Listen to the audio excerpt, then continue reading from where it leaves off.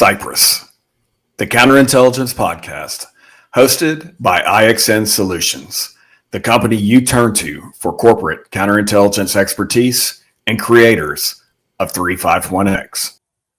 There we go.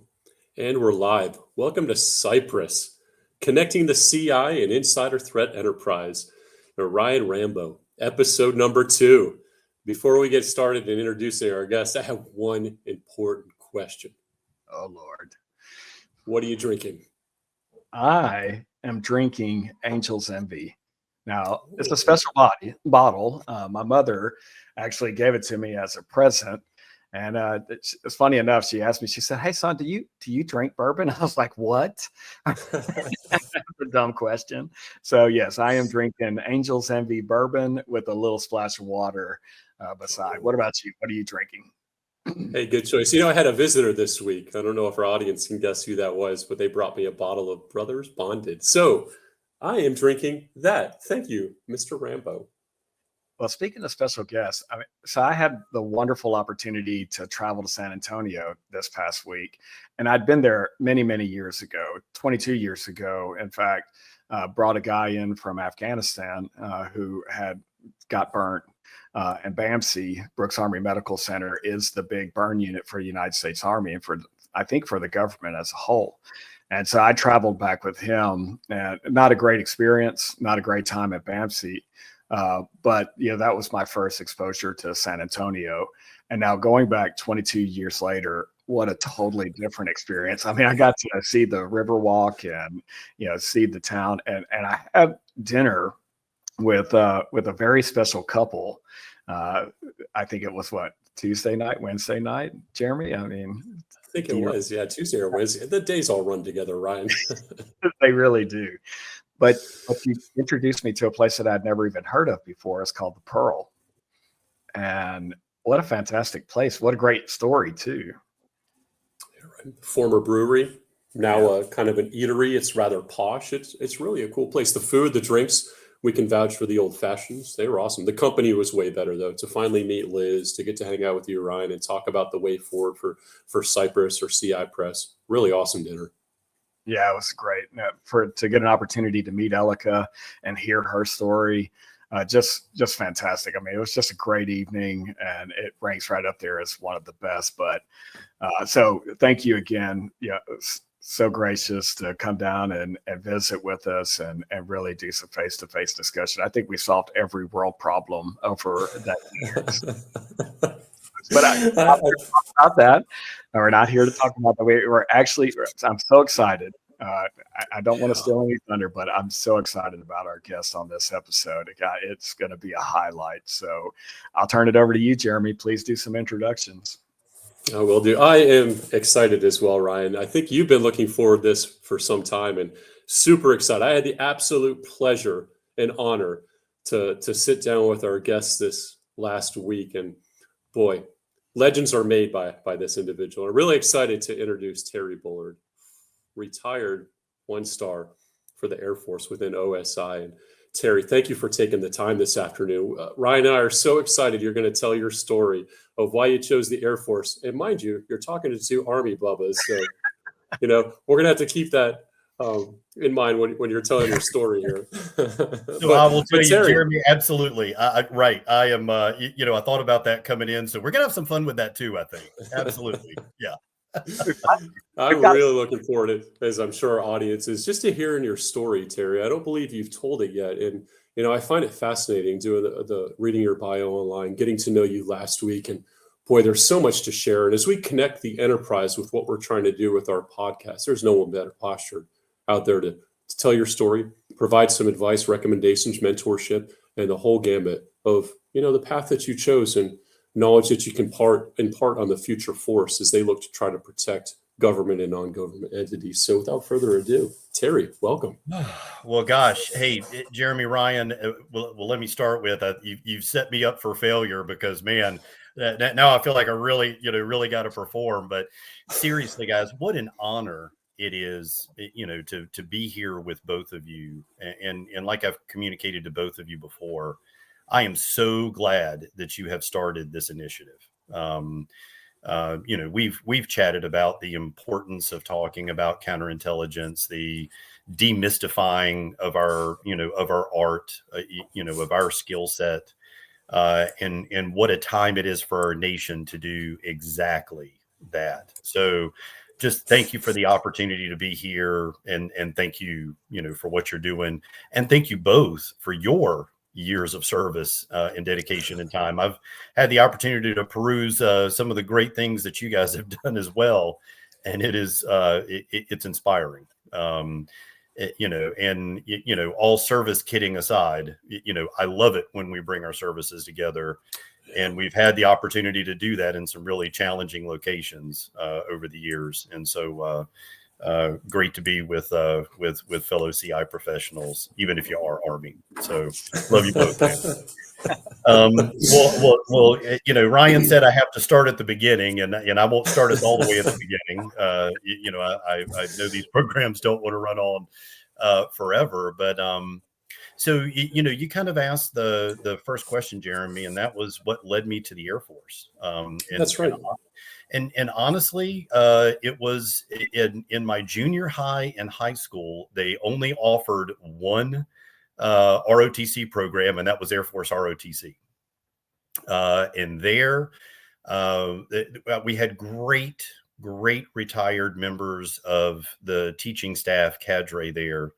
But I had a chief master sergeant who truly became my first mentor in Chief Johnson. And I will tell you, he pushed me. He made me do things that were not in my nature, and really pushed me into leadership roles at a very early point through 4 years of junior ROTC. And I will tell you, that got me hooked. I mean, seeing him, seeing the other members of the cadre, even at that point, feeling like I felt when I wore that uniform one time a week. It was special. It was different. And so I knew at that point that, the military was going to occupy some part of my future. Didn't know how long, didn't know doing what, but knew that was going to be the case. And so as I started looking at schools, I applied, and fortunately got into several schools, and narrowed it down to two. And that was the University of North Carolina at Chapel Hill, and the Citadel down in Charleston, South Carolina. And I will tell you guys, it is probably the first time I broke my dad's heart, because he was absolutely convinced that I was going to go to Carolina. He was going to get tickets to the Dean Dome.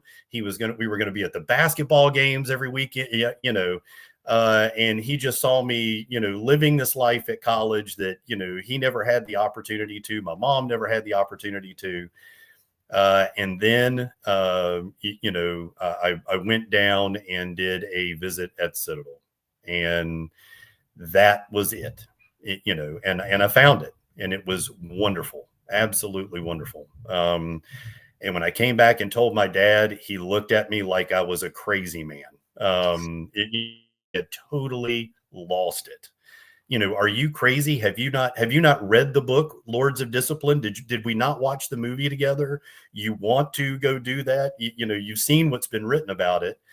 And I told him, and I tell you guys, I really credit that with being the first really mature decision, that I made in my life, because I needed that. I needed that school. I needed that challenge. I needed that push. And it created so many more opportunities than I that's not to speak badly of Chapel Hill, incredible school. And I've got wonderful, officers that I've, known throughout the years who came out of there, and a fantastic program. But for me, the Citadel was it. And so being there again, pushed outside of your comfort zone, made to go through your freshman, your knob year there. And then being a part of not only the core of cadets and the military life there, but right back in, and I thought, well, I know this junior ROTC Air Force program is great. So, let's just stay with the Air Force and see what happens. And so that worked out great. And ended up sticking around, contracting, saying, okay, well, there's a future here. But then I kind of reached that point of what am I going to do? Well, I knew being a pilot was not in my future because I was blind as a bat. I'm not even sure the Air Force would let me look at the flight line at that point. So, Terry, that's why you could have looked at the Army, right? And hey, I actually, I did. I looked at the Army. I actually went so far as to go talk to the Navy Department about being a naval flight officer because they were allowing for corrected vision. And so was kind of exploring these options. And then at an ROTC commander's call, this guy that we had there at the school once a month within the Air Force Department, this guy strolls in a suit and tie. And proceeds to, introduce himself as a special agent with the Air Force Office of Special Investigations, talked about OSI writ large, then proceeded to give, the kind of the standard threat brief of the Charleston and coastal South Carolina area, took some questions. And I am not kidding, guys. I literally chased that guy out into the parking lot. Literally chased him into the parking lot after the brief and said, hey, tell me about this thing. I was a political science major with a constitutional law,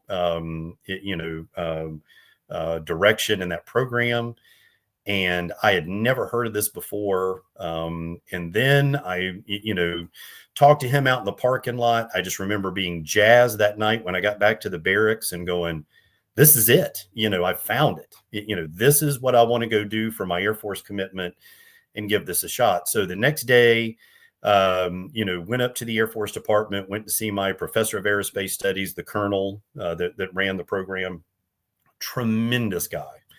And I will tell you, he looked at me and he said, Terry, he goes, no one ever gets picked up out of school for OSI. Don't even bother. Don't put it down on your dream sheet. It's a wasted run. Don't give it a shot.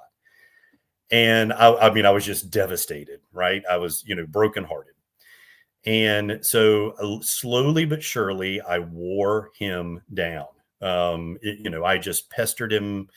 I'm sure he was like, so finally we reached this, what I'll call a détente between the two of us, where he said, Terry, go ahead and put it down as your first choice, but make sure you can live with your second choice or your third choice, because it's not going to happen.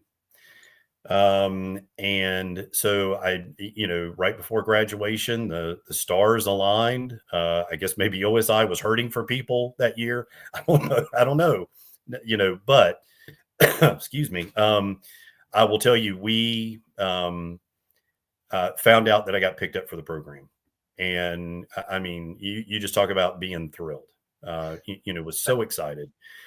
So I commissioned, I graduated, commissioned, got married to my wife of 31 years, Ashley, all within the month of May. And then the Air Force decided that they were going to delay cadets coming in. So I bussed tables at Hyman Seafood in Charleston, South Carolina, in the mornings and the evenings. And, finally in September, I got my note and we were off to Edwards Air Force Base. So that's kind of how I got there. Well, Terry, I have a question for you, because I'm not as familiar with the Citadel as I am other military academies like the Naval Academy, West Point, and Air Force. And I think our audience might benefit from understanding how Citadel allows you to pick the branch of service, and then goes through that process of picking your field. Now, I know one other graduate from the Citadel. His name is Daniel McFarland. And he came into the Army in 06, MI, just a phenomenal mentor of mine. And, awesome. and so, but he went Army and you went Air Force. How does that work out in the Citadel? Absolutely. So I will tell you, your non-service affiliated schools, so your Citadels, VMI, Texas A&M, there are several others out there, host all of the ROTC commissioning source programs. And so along with being in the Corps of Cadets, which is a very heavily, Army West Point influenced, program, you have all the different branches of service there. Now, I will tell you, only about 30% of the Corps of each graduating senior class actually commissions into the military coming out of the Citadel. The other 70 head out into, like any other college, business, law school, medical school, you name it, take off all over the place. So actually more come out and go into the civilian sector than end up in the military side. And then you are commissioning all four branches, in the services now, actually commissioning Space Force officers as well, coming out of the Citadel as well. So, it's a unique environment, very different. Yeah, it's fascinating. So, and when do you have to make your decision? So is it your sophomore year, junior year, senior year? When does that negotiation begin and when does it end? Exactly. So I think and I'm going to date myself, right? So graduated in 93. So for a lot of listeners, they're going to be like, oh my gosh, it was 100 years ago. And there are days I feel like it was 100 years ago. Right. So I will tell you, it is, at that time, it was really at the end of your sophomore year when you were offered to contract, and you made that decision. Now, at most schools, if you elected not to contract, you then were not permitted into the junior and senior year of the ROTC programs. But at the time, at the Citadel, even if you did contract, you were required to be in an ROTC program for all 4 years of your stay there, even if at the end of it you were not commissioning. And I love that because you leave and head out into whatever part of life that you're going to head into, but with a deep understanding of what at least one of those service branches would do. But for the Air Force, sophomore year, you made the call. Then that summer, you went and did some training. Then your junior year, you went and did some training over the summer. And then, at the end of your senior year, you commissioned. Okay, thank you. I didn't mean to distract you from your story, but no. It's so fascinating. I don't know that much about the Citadel, as sad as that is. It's a great question. Well, we are going to have to meet for some of those drinks, the three of us in Charleston at some point, and I will take you on the Cook's tour of the campus in Charleston. It's not a bad city for the school to be situated in either. Not saying that had anything to do with the decision, but it sure did hurt things, even a little bit. I think that would be a great idea, Terry. I think we should definitely take advantage of that. You can show us your old stomping grounds. So maybe we can even track down the colonel that said you're not going to get there. Exactly. Well, it's so funny, and he is a wonderful man. I actually stayed in contact and made sure I passed on to him when I was promoting, when I was retiring, and he always had the most wonderful things to say. But knowing him, he'd be like, boy, I really bombed it on that one, didn't I? And he'd be the first one to say, I'm glad you didn't listen to me, man. Glad you pushed. But I tell you, we talk about, intervention and leaning in when you see an opportunity. And I think, and that it stays that throughout our life. But, when you're young, I think one of those things I would encourage people is, when you see something that you think you might even be the least bit passionate about, lean in and go after it. And as, divine intervention would have it, it was the only place that as an officer, as a commissioned officer, I could go into, that program. So of course, as we know, by that time, Navy had transitioned to a civilian 1811 force. On the Army side, I would have had to have tracked MI, but, it would not have been a career immersed in, what I got to do throughout my, 3 decades, of service on active duty. And I got to move between, the federal law enforcement and the counterintelligence national security side, and really begin to, see how those two complement each other and how there is overlap. Now I know my two Army bubbas, we, over many drinks, we can debate the pros and cons of that model and what it looks like. And, every service does it a little bit different, and it fits that service's culture. It absolutely, fits what they do and how they view it. For me, I was just so excited that I found this thing that I could do as a commissioned officer. And here's the other great thing.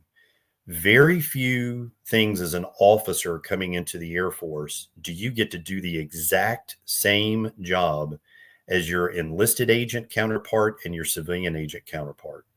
But for the O's that commission and come in, you know that you are going to spend your first assignment in the field being Special Agent Bullard, period, dot, end of story. It allowed me to get great mentorship from my first superintendent, the enlisted agents in the office who'd been doing this job for, years at that point. When this wet behind the ears lieutenant who couldn't even spell Air Force, comes in and starts having a conversation. I had two Air Force Academy officer graduates there. One who had come in about 6 months ahead of me, another who was a captain at the time.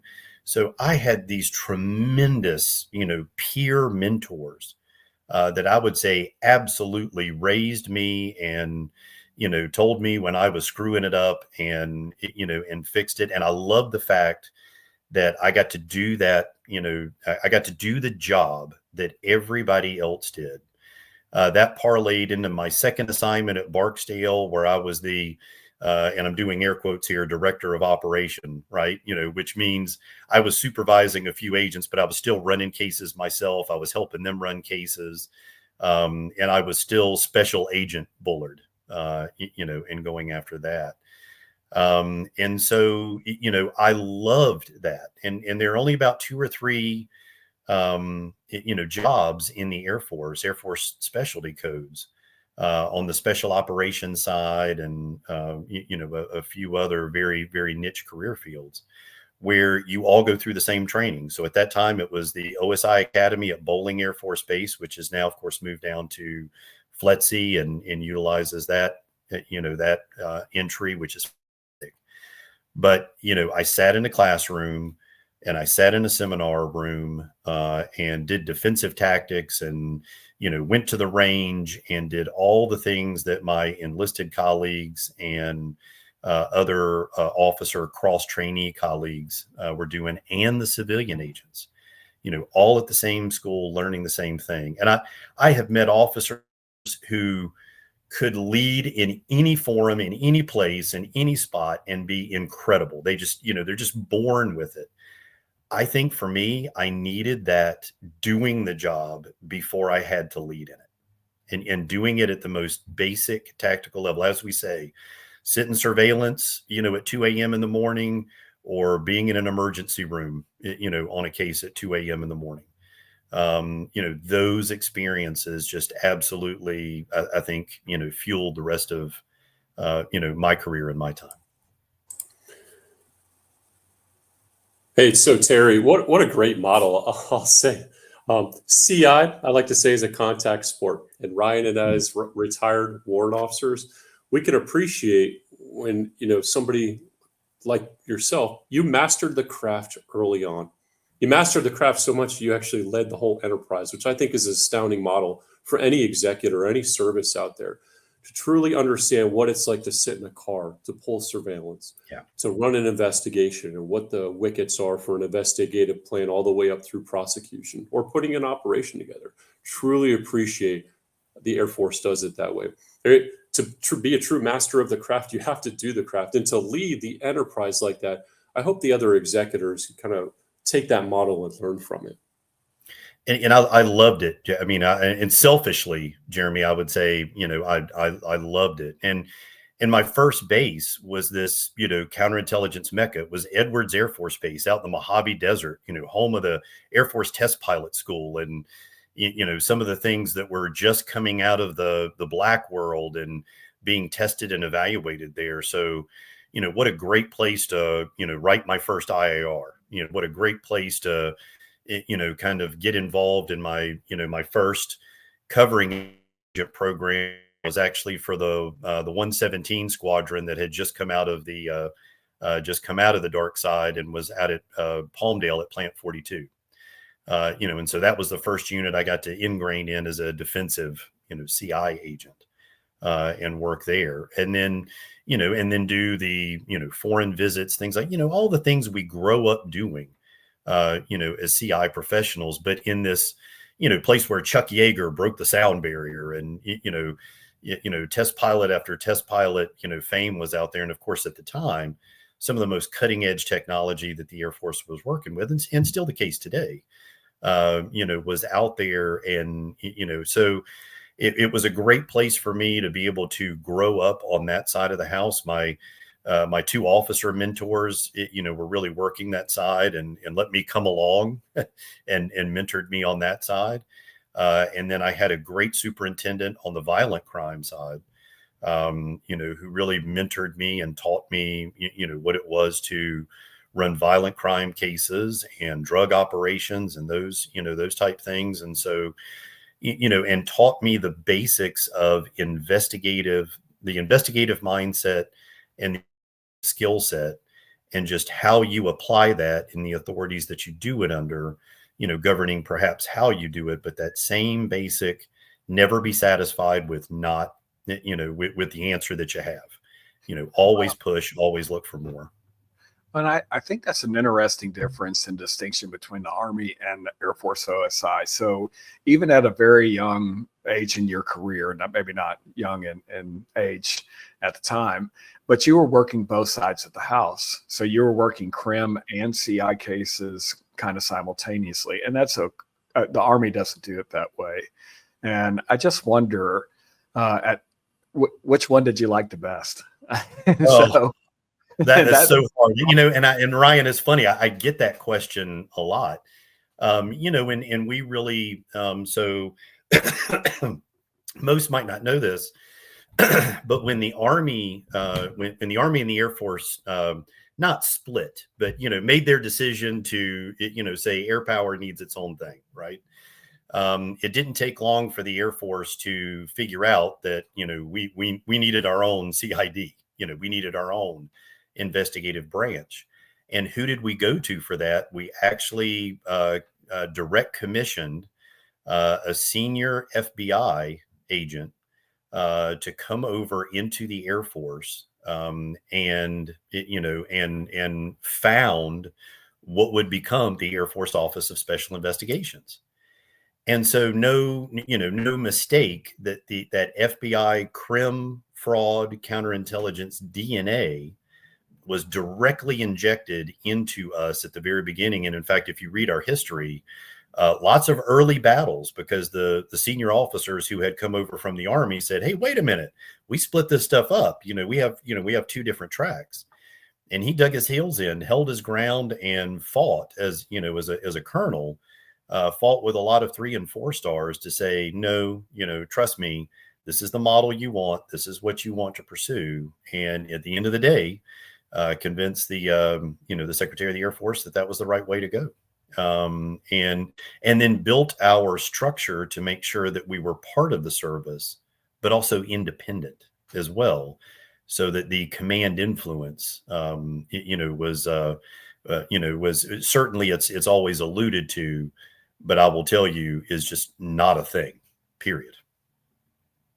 So which one did you like more? You were like very diplomatic, Bullard, very diplomatic.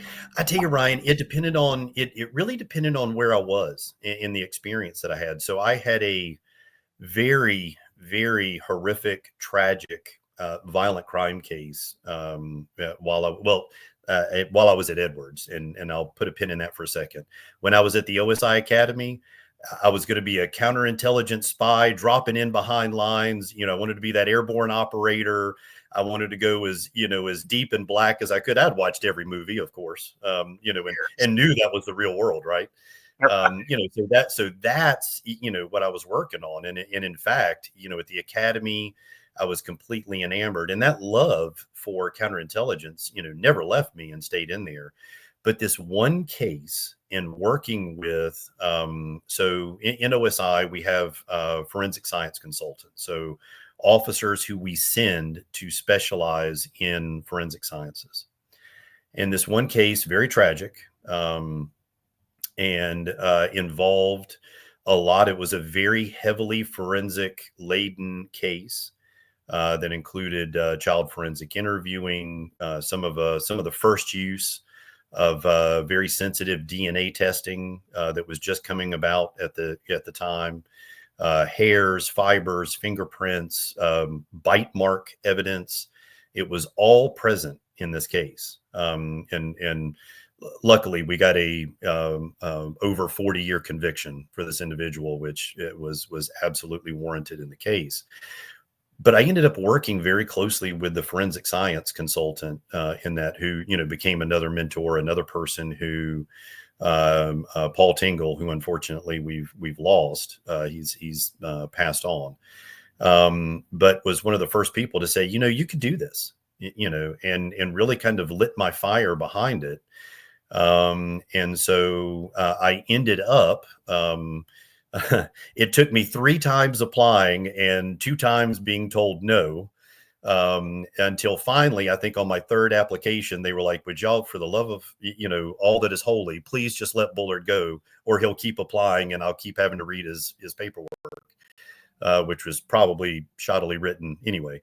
But I had just gotten this fire that I wanted to do this. And I was so glad, Ryan, that I did, because so they, in this program, they send you to George Washington University for a year to get a master's in forensic science.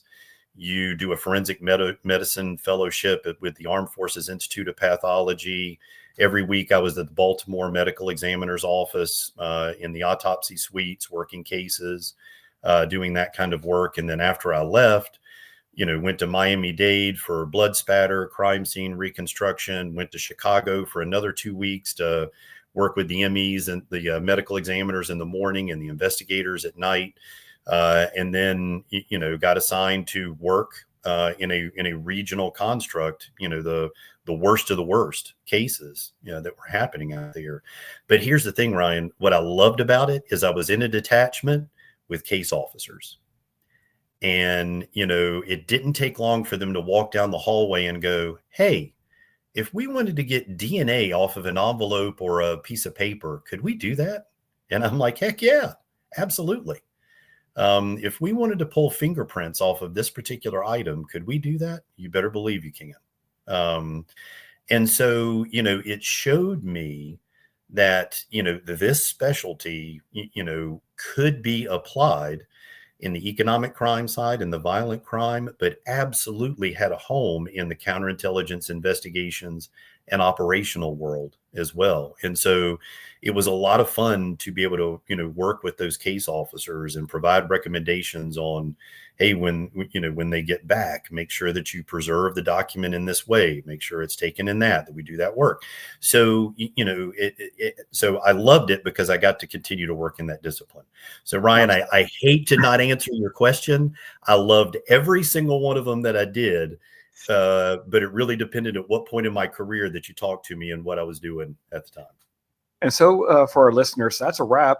This is the Counterintelligence Podcast.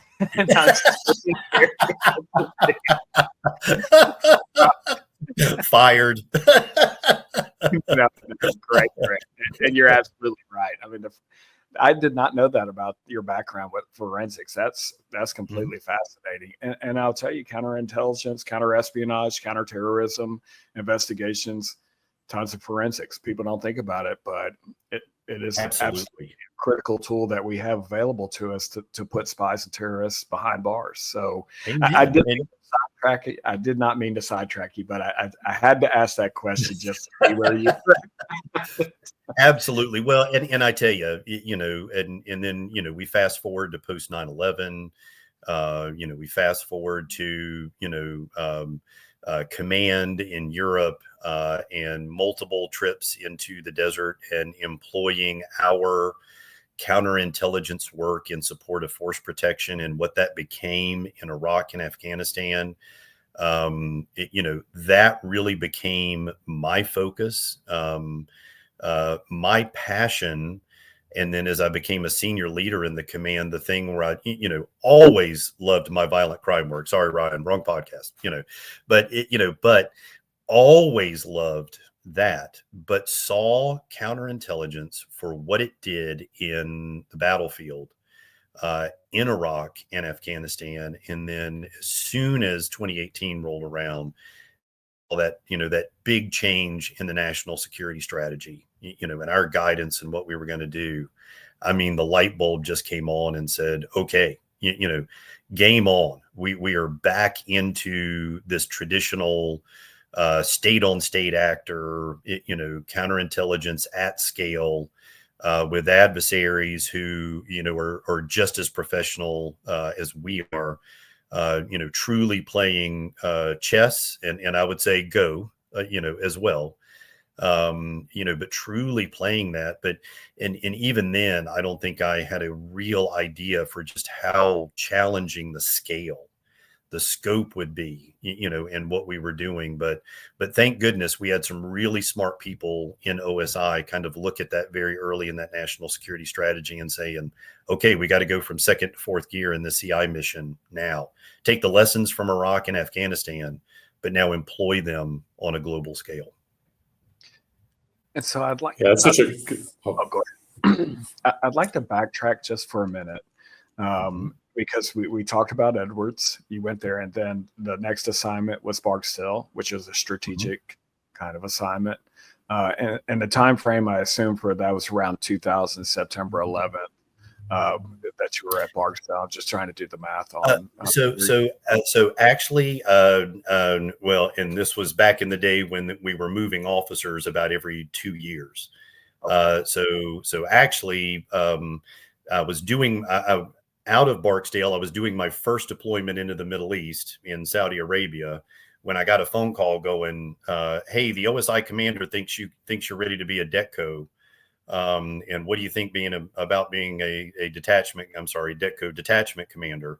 What do you think about being the detachment commander at Hickam Air Force Base in Hawaii?" And I thought it was a joke phone call at first. Number one, you want me to be in charge. And number two, you're asking me if I want to go to Hawaii, to do that. And so actually I got there, did 2 years in command of the unit there. That's where I got picked up for the forensic program. Went to school in 2000 and was actually driving across the country to Travis Air Force Base when the towers were hit. Wow.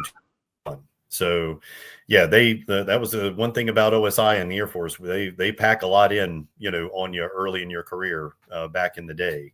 So that's how that came about. And you mentioned Dhahran, Saudi Arabia. So were you there for the Khobar Towers investigation? Oh, sorry, my friend, Riyadh. I was in Riyadh. So this was after Khobar.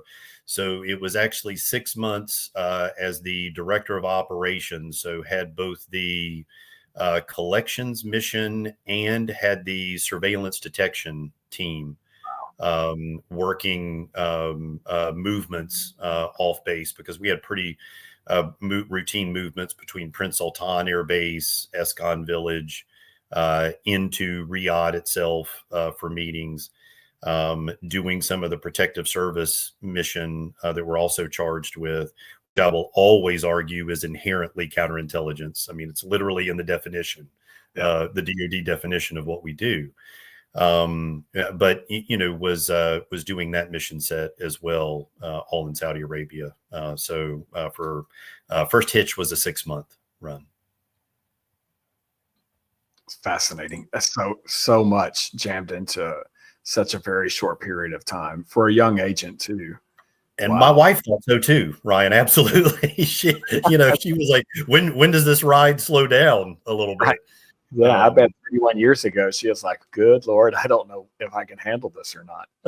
Amen. Oh, trust me. She is the hero in the story, Brian, because by the time we, ended up at Hickam Air Force Base, we were having son number 3. And, she was making homes and raising kids while I was, taking 2 a.m. phone calls and deployments and TDYs. Yeah. Terry, early on in your career, right? I mean, you came in shortly after the Gulf War. Bosnia kind of kicked off. Kosovo was starting to stem up. The world was changing shortly after communism fell with Russia. And I remember reading a quote, and I can't remember exactly where it was from. Cut the head off one snake, and the Medusa pops out. There's multiple snakes, and your career kind of started on that, right? Where, hey, there's one frontal enemy. You got to protect the Fulda Gap. Hey, now Yep. counterintel kind of transitions to counterterrorism in the early 90s, mid 90s, and really a lot after 9/11. And here you are as a young lieutenant, right? I think it was lieutenant, right? So yeah, by that time, let's see. Yeah, I was a captain, around the 2000 time frame. 2001. Yep, was and the forensic aspect let me stay an agent for a little while longer because, of course, I was out working cases. But then, funny enough, almost right at the middle of forensic officer time was when we were about to invade Iraq. And I'm at Travis Air Force Base, home of the Tanker Airlift Control Element. So these are the guys who come in and open up airfields right behind you, Army guys who come in and, blaze the way for us. And these are the first planes that are landing right afterwards to get air operations up and get going. And literally, we get a call and my DECCO walks in at Travis Air Force Base and says, "Hey, who here's been deployed before?" And about 2 or 3 of us raise our hands and say, "Me." And he's like, "Congratulations, you're now, counterintelligence operators supporting Tanker Airlift Control Elements going into Iraq." And so, so I did that for a time, and that was incredible seeing, counterintelligence at the most, tactical, pointy end of, offensive combat operations. And what that looked like. And I will tell you where we came from, in seeing that, that very early on work being done in Iraq and Afghanistan and how we did it there as compared to where we finished up in Afghanistan and our expeditionary detachments and the type of work we were doing there, night and day. I mean, just professionalized and really got our doctrine into a good place. Sadly, lost a lot of good people along the way, in that work. But I will tell you, punched way above our weight on the battle space, as I think all of our CI operators did in those theaters.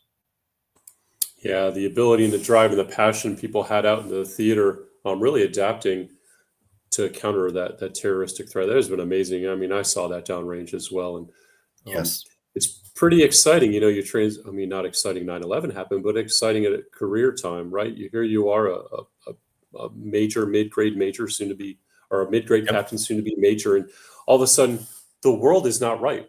And the opportunities to protect the equity that's flying into theater to support, what better way to support the warfighter than, hey, making sure the soldiers are protected on the ground. Amen. And that's it. That was our whole charge in these places, is to, make sure, every soldier, sailor, airman, Marine on that air base, went home, and that, indirect fire, became a, less and less thing, but, as important, that airfield staying green, because every one of those combat aircraft that got off the ground were doing the close air support that was necessary for those, soldiers and Marines, and Navy operators as well, all out there in the battle space, getting after it at a FOB somewhere. And so every time that airfield shut down, every time that airfield went dark, and planes didn't launch, was a feather in the cap of the adversary, and is counterinsurgency or insurgency strategy 101, when it comes to, you can't take air power out in the skies, but you can sure do it on the ground. Where our job, OSI's job, evolved into owning that 8 to 10 clicks around the airbase, and making sure that those planes, had a place to take off and had a place to land, and were doing the things they needed to do in the remainder of the battle space. So absolutely, just a tremendous sense of purpose. And you get into war zones like that, and all the other things strip away, and it is just the purity of the mission. And an amazing time, tragic time, and not trying to romanticize it at all, because, lost friends in that. But it is that thing that I think we all sign up and are willing to do, to make a difference when the nation calls. And I think for the three of us, that happened to be our time. Well, and I will tell you, very true, all very true. But on a side note to that, not only were you keeping the airplanes up and making sure that the air mission was happening, but you were keeping the dining facilities open as well. And Yes. I would say that on the battlefield, Air Force cafeterias and dining facilities make me the best I've ever eaten at anywhere in the world. Man. Hey, I was very, I got to say, as accidentally as I ended up into OSI, I am so glad I ended up in the Air Force, because the chow was never bad. But then I ended up picking an AFSC. So I lived with in Pakistan for almost 4 months, splitting my time between a Marine medical unit and the Army's last MASH unit, Wow. deployed MASH unit, who were in Muzaffarabad, Pakistan, and my Marines were up in Shinkiari. And I ran a joint team of Marine Corps TAC Humenters, MI, and a NCIS agent for a short period, doing the CI support to force protection to both of those entities. And I will tell you, my friend, I've lived with the Army, I've lived with the Marine Corps, and yes, I like my tents, I like my air-conditioned tents, and I like my dining facilities. Yes, sir. The first time I came out of the field and went to an Air Force dining facility, it was breakfast time, and I walked up to the counter, and the lady asked me how I'd like my eggs. And I was like, I literally have a choice. And then after I got finished eating, I was picking up my tray and looking for the place to go and empty my tray out, put it in the trash can. And somebody came and accosted me like, "What are you doing?" I was like, "Where do I put this whenever I'm done?" They're like, "Oh, no, we'll come and get it for you." I thought, holy hell, I chose the wrong service. I could have gone Air Force all the way. I got to say, there's a lot of joking and a lot of picking between services, but having lived with the other services in the field, there is more than a kernel of truth in that reality. We the Air Force and Space Force have it pretty good, my friend. Pretty good. Yes, you do. You really, really do, and I'm impressed. I have to give you some kudos on that. But yeah, your guys' just ability to take care of the soldiers out there, it is fantastic. Having been to multiple Air Force bases, I scratched my head. What did I do? How did I join the Army? It's so much better over here. You take care of your people. And Jeremy, I tell you, especially, saw this, multiple times in Afghanistan. I loved that, the battle space owners who own the area around Bagram and Kandahar, that we were taking care of those soldiers, and these were 82nd, 101st, 10th Mountain, you name it. I mean, these legendary were doing the battle space. And so I love the fact that those soldiers came into those chow halls and had that experience, got to occasionally sleep in that, that air conditioned or heated tent, or that, even score a hard sided Connex, and just, knowing what that meant, especially for, those guys who had come back in out of the field after a week or two, and you can just tell. And it's those little things that make such a huge difference. And so always loved, watching the look on those guys' faces and knowing, okay, they've been out in it for a little while. And sometimes, Ryan, exactly what you say, somebody asking you if you'd like your eggs scrambled or fried, makes all the difference in the world. It really does. And, especially whenever you've been out in the sand for months and months at a time, and you're eating hot pockets and MREs. Yep, absolutely. And go into the I'll just say the catch-all box for the stuff that didn't get eaten in the MRE, and that that you dig your way through to find that one jewel of cheese or Skittles or, a tiny little bottle of hot sauce that makes all the difference in a day. Yep. For sure. Well, you mentioned that you went to Pakistan, and there's only a handful of us that actually made it into Pakistan. And I was there, I believe, in 2004 timeframe. It was, of course, it's on an Osama bin Laden hunt that went nowhere, thanks ISID. But for you were there for a while. I was in Islamabad. We went to Rawalpindi occasionally for some briefings and that sort of thing. But where were you at in Pakistan? And so actually, and I tell you, Ryan, they're under a very unique set of circumstances. So I was actually serving as the deputy J2X forward for CENTCOM at the time. And at that time, there was a forward office at Asalaya in Qatar.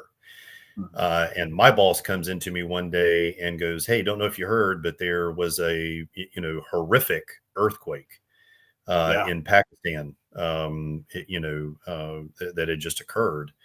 And then no more than a day or two later, I think the decision was made at the senior level to detach a medical response to that into the country off of the carrier group that was there at the time. And so my boss came to me a few days later and said, "Hey, I need you to. They're going to send us some joint operators with some CI and HUMINT background.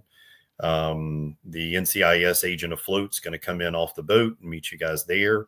But need you to take this team and go in." So even my one staff assignment at a COCOM was wonderfully interrupted with a tactical opportunity, which I gladly jumped at.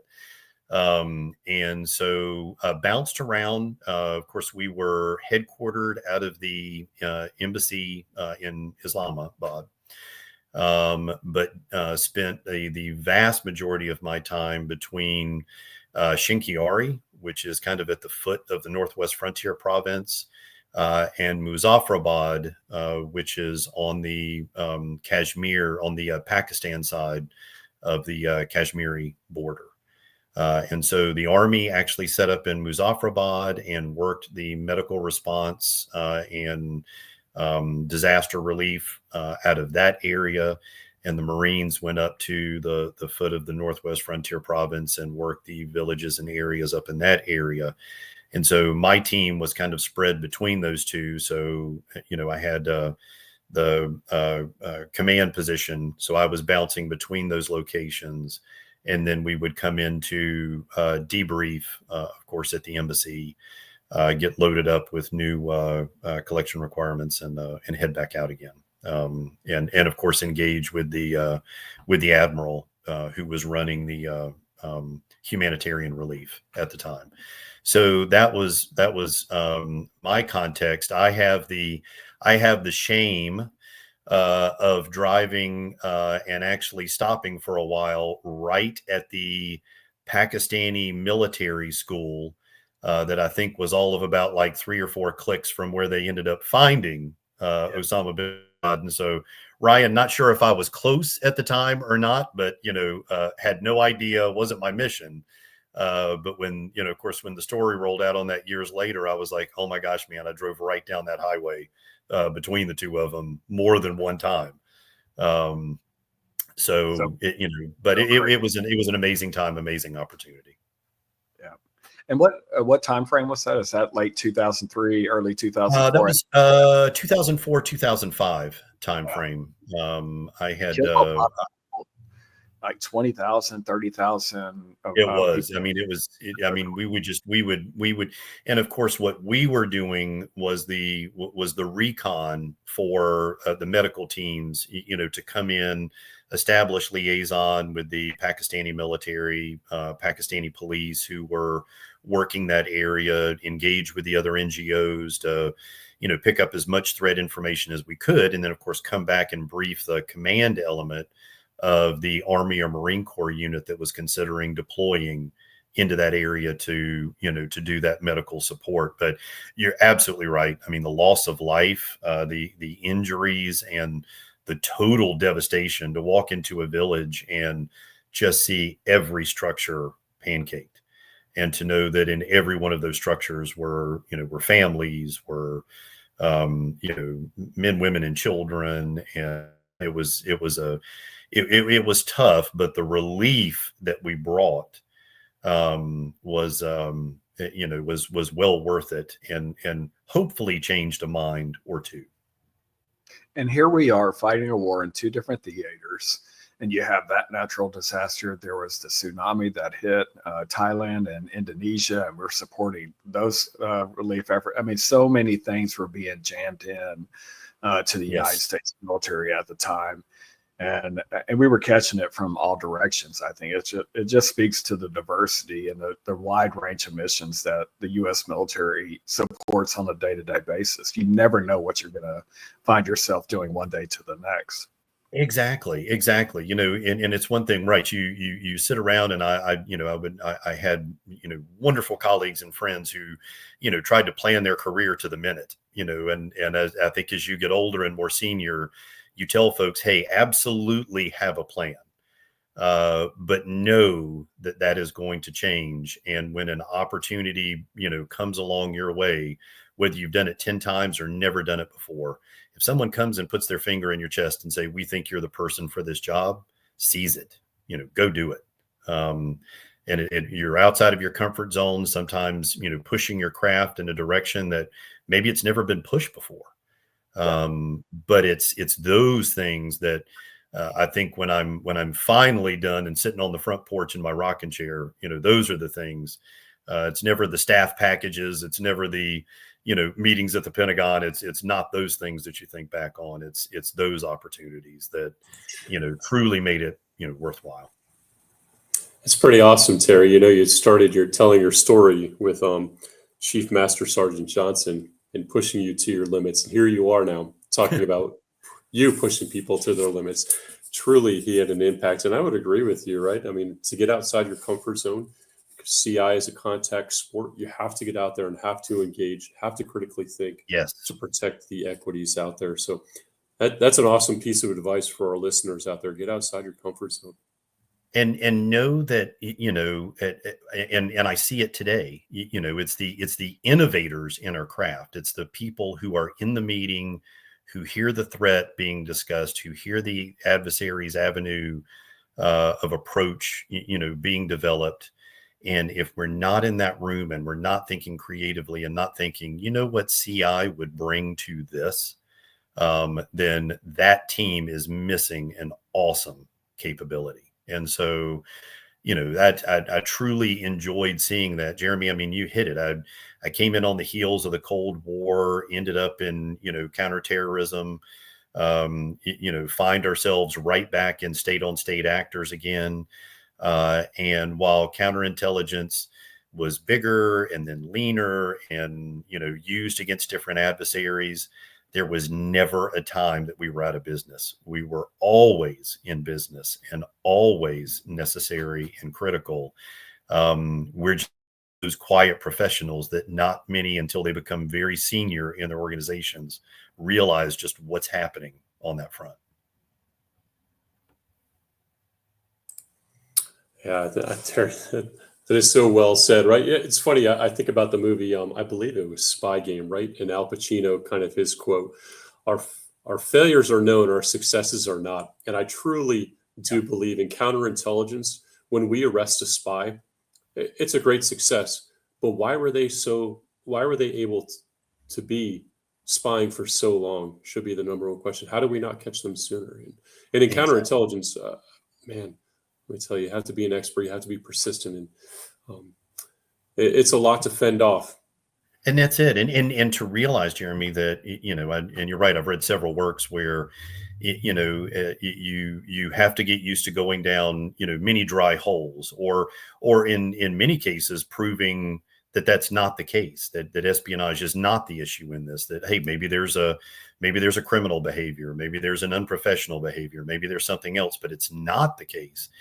And I would, and I certainly had to resolve with myself, and then, tell young people, hey, the resolution of that it's not, is not a bad thing. Clearing someone is great, or at least determining that, okay, all the indicators and behavior was there. It was something else. Actually, what you did is show that, okay, there's not a national security concern here. But you've got to follow all of those, and those basic briefings, and to folks, and then debriefings afterwards, and good tight defensive programs, just good solid blocking and tackling is so important. And I think for young people, it can become monotonous, right? It can become, well, and we can become, almost as jaded as other people that are like, well, spies are only in James Bond movies, right? It's only, it's only Daniel Craig, and certainly we catch him if we see there, but not understanding the landscape, but convincing folks that, hey, that basic blocking and tackling, that basic work that we do in those defensive programs is so necessary, because finally that one person, to your point, Jeremy, is going to go, you know what, this behavior is too odd for me not to report. Now, I've tried to justify it, I've tried to rationalize it, but maybe it's that one brief that they hear that they go, you know what, I need to tell someone. That finally stops something that is a horrific cancer, in our ranks, or in the government, or now in the corporate world as well. So Terry, I want to build upon the timeline. So you've gone to Afghanistan, you've gone to Iraq. It's horrible. I mean, there's horrible aspects of that time frame for all of us. I think we can all relate to that. But as we're coming out of that, say 2010, 2012 timeframe, and you're rotating back, you said there was kind of this critical time between 2012 to 2018 where we're still trying to find our identity, and then boom, in 2018, we go full on counterintelligence, nation state versus nation state. But before we get there, can you talk about that time period between 2012 and 2018, what you were doing, what life was like? Absolutely. So had command of the OSI squadron that covered down on the entire Middle East for a year. Ran that out of Qatar. So at that time, very lean presence for OSI only at the embassy in Iraq. But of course, Afghanistan was up and going full bore. And, Jeremy, you talk about, encouraging innovation, or encouraging young people to, push in their craft.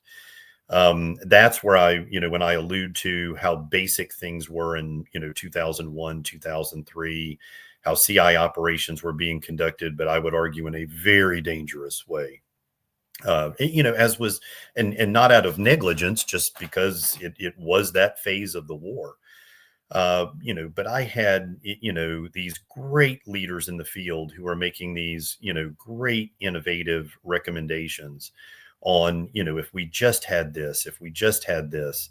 And so I really saw it as my job as the squadron commander to make those arguments, to the CFAC, the 3-star, who at that time was a 3-star General Goldfein, who would go on to become the chief of staff of the Air Force as a 4-star. And he was so supportive, and watching those guys innovate.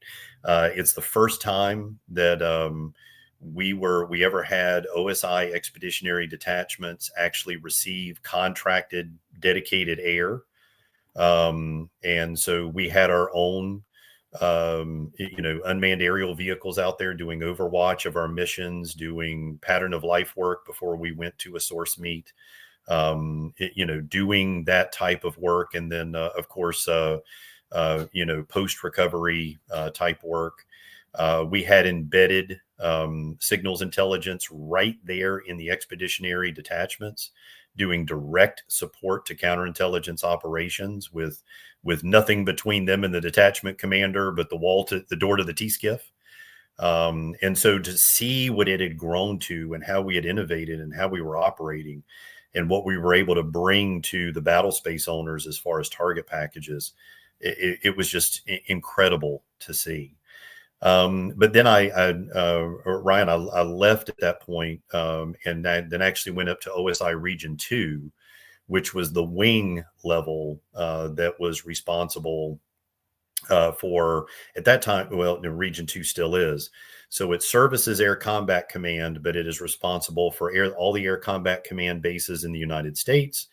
It's responsible for Central and South America, the Middle East, and Central Asia. So pretty busy place. And so I arrived there in 2013 as the vice, spent 1 year as the vice commander, and then moved up into the command seat and spent 3 years as the as the wing commander, the region commander there, working that. And actually, the darkest day, for us from a combat perspective, was the loss of our 4 OSI agents and 2 security forces defenders outside of Bagram. So I was the wing commander in charge of the squadron when we lost our team out there at that time.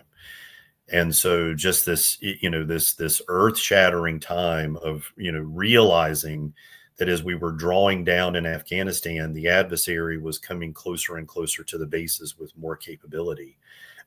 And that was really our point of, realizing that the adversary, had caught up, and was at a point. And so, taking care of those airmen as they were brought home. And then, taking the OSI commander, myself, a couple of folks from the staff out to the squadron, getting out there on the ground and redefining what the mission had to look like in this area afterwards.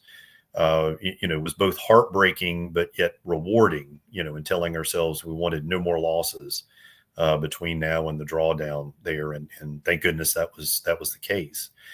And so, but of course, a lot going on across, Central and South America, a lot going on in the Middle East and Central Asia, all throughout that command. And then was asked to come up by the OSI commander who was about to assume command to come up and be his vice commander for OSI.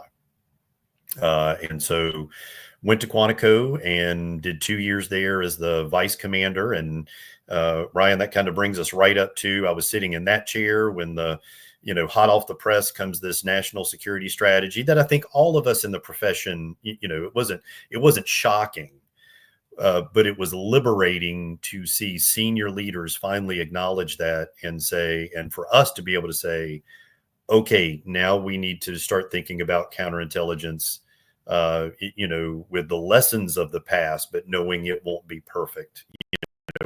That's not a perfect layover for the future. And so again, thinking about, okay, how do we innovate to switch gears and get back into this? And then in 2019 is when I moved up and took over command of OSI and stayed in command of OSI for 4 years. I remember it was a dark period for Air Force OSI when the agents got killed. And I was going through the ops course at JCETA with a guy named Derek Parks. I don't know if that name sounds familiar. It does. Certainly does. Yeah. Just a great, great American and wonderful person. And I could just see the impact on him personally. And it was a dark cloud and really tragic time for the organization. And you hate to see that because it impacts everybody. And I've been a part of organizations in the past that, 2004, 2005 was a very rough time for the special operations community. And there's my cat just climbing up. I love it. I love it.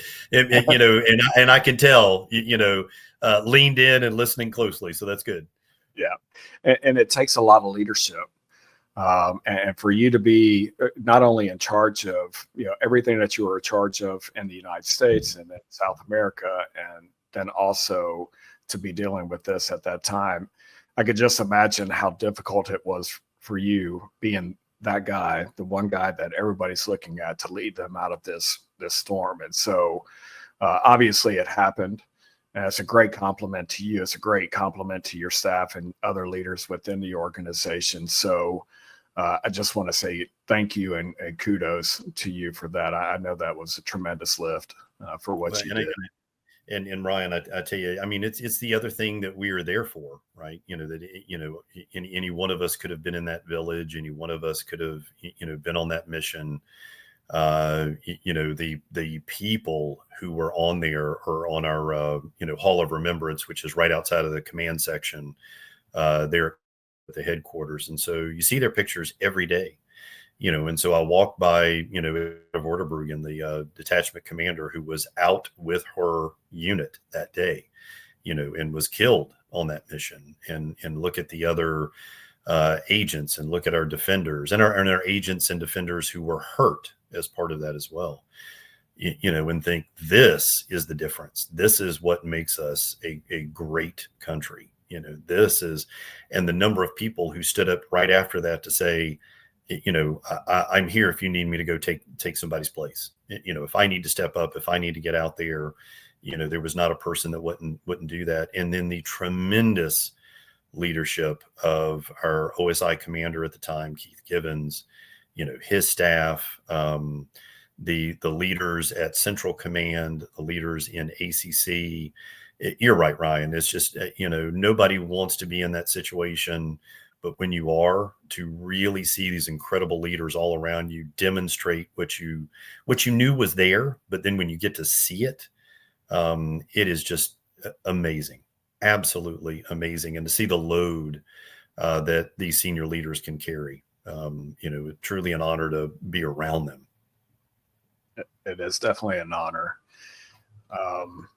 And just what a critical time in the history of our country, our armed forces.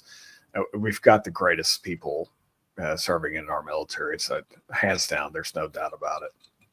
Absolutely. And Ryan, I tell you, I had two incredible command chiefs, while I was in command of OSI, and going all the way back to my chief master sergeant and junior ROTC. People ask me, well, is it the B-21 that's going to make the difference? Is it the new Sentinel missiles? Is it the F-35? Is it the drone swarm? Is it the things in the special access world? And I tell them, I said, no, it's the great men and women of our military that make the world. But I will always be convinced that, the things we do extremely well, we do because we have the most professional enlisted force in the world. And that to me is the gem that we can never let go of. We can never sacrifice, and we have to do everything to maintain and keep those men and women coming into the ranks, because it is the difference maker. And incredible people, incredible. Yeah. And I'll tell our adversaries, never underestimate the American spirit. Never underestimate the paratrooper on the ground. Never underestimate the airmen out there in the middle of nowhere. I mean, be careful. Be very careful when you pick that fight. It absolutely is. And then, you bring this back to, the counterintelligence side of the house. And, I think as young agents, we, sometimes can be scared because there's so many ways to get in trouble with our authorities or run crossways with the national security attorneys or things like that.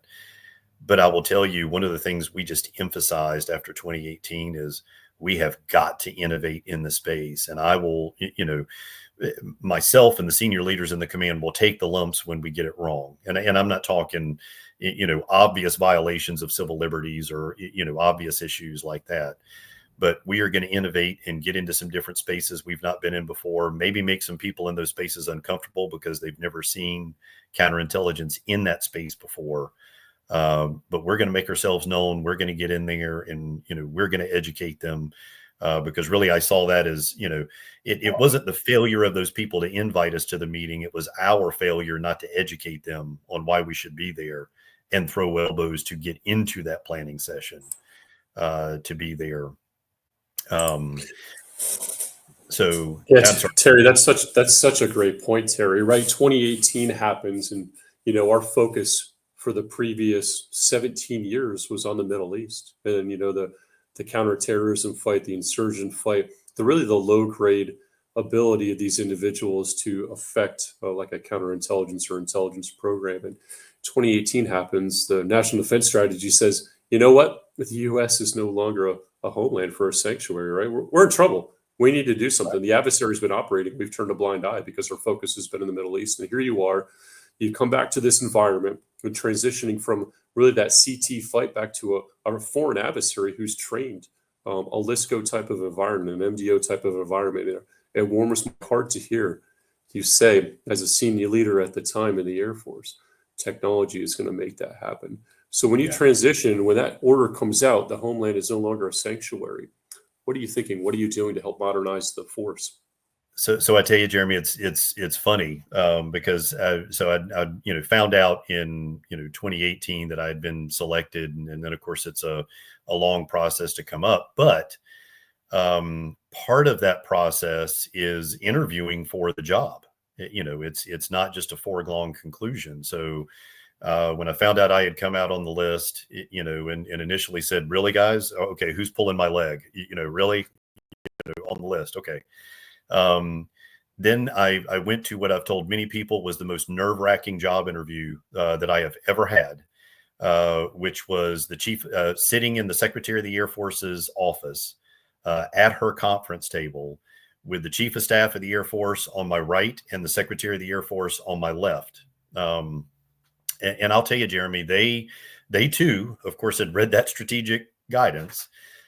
They too, were already thinking about, the larger Air Force and the Air Force, we would need for the future, which became General Goldfein's kind of marching order for him, the Air Force we need. And so the two of them, they knew my craft, and it was absolutely wonderful to be with two senior leaders. So for General Goldfein, it was simple. Terry, I know what you did in the desert in Iraq and Afghanistan and how OSI punched way above its weight. But how are you going to now do this at airfields throughout the world long before I need it with an adversary who is not Al-Qaeda, who is not ISIS, who is not an insurgent, but a well-manned force? And I will tell you, Secretary Wilson's question was just as pointed. And I think she, leaned forward in her and said, Terry, okay, if you take this job, it's the running joke to see the brief at wing stand up when you see the F-22 and then you see the Chinese version knockoff of the F-22 roll out, and everybody goes, oh, I wonder where that went from. And her point was, that's not funny. That is the loss of, years of research and work and, taxpayer funding and what we have to do there, to make that happen. And you should take that as a personal affront. And I know that we have the FBI. I know that we have other counterintelligence resources, but you are my counterintelligence, service. You are my counterintelligence element.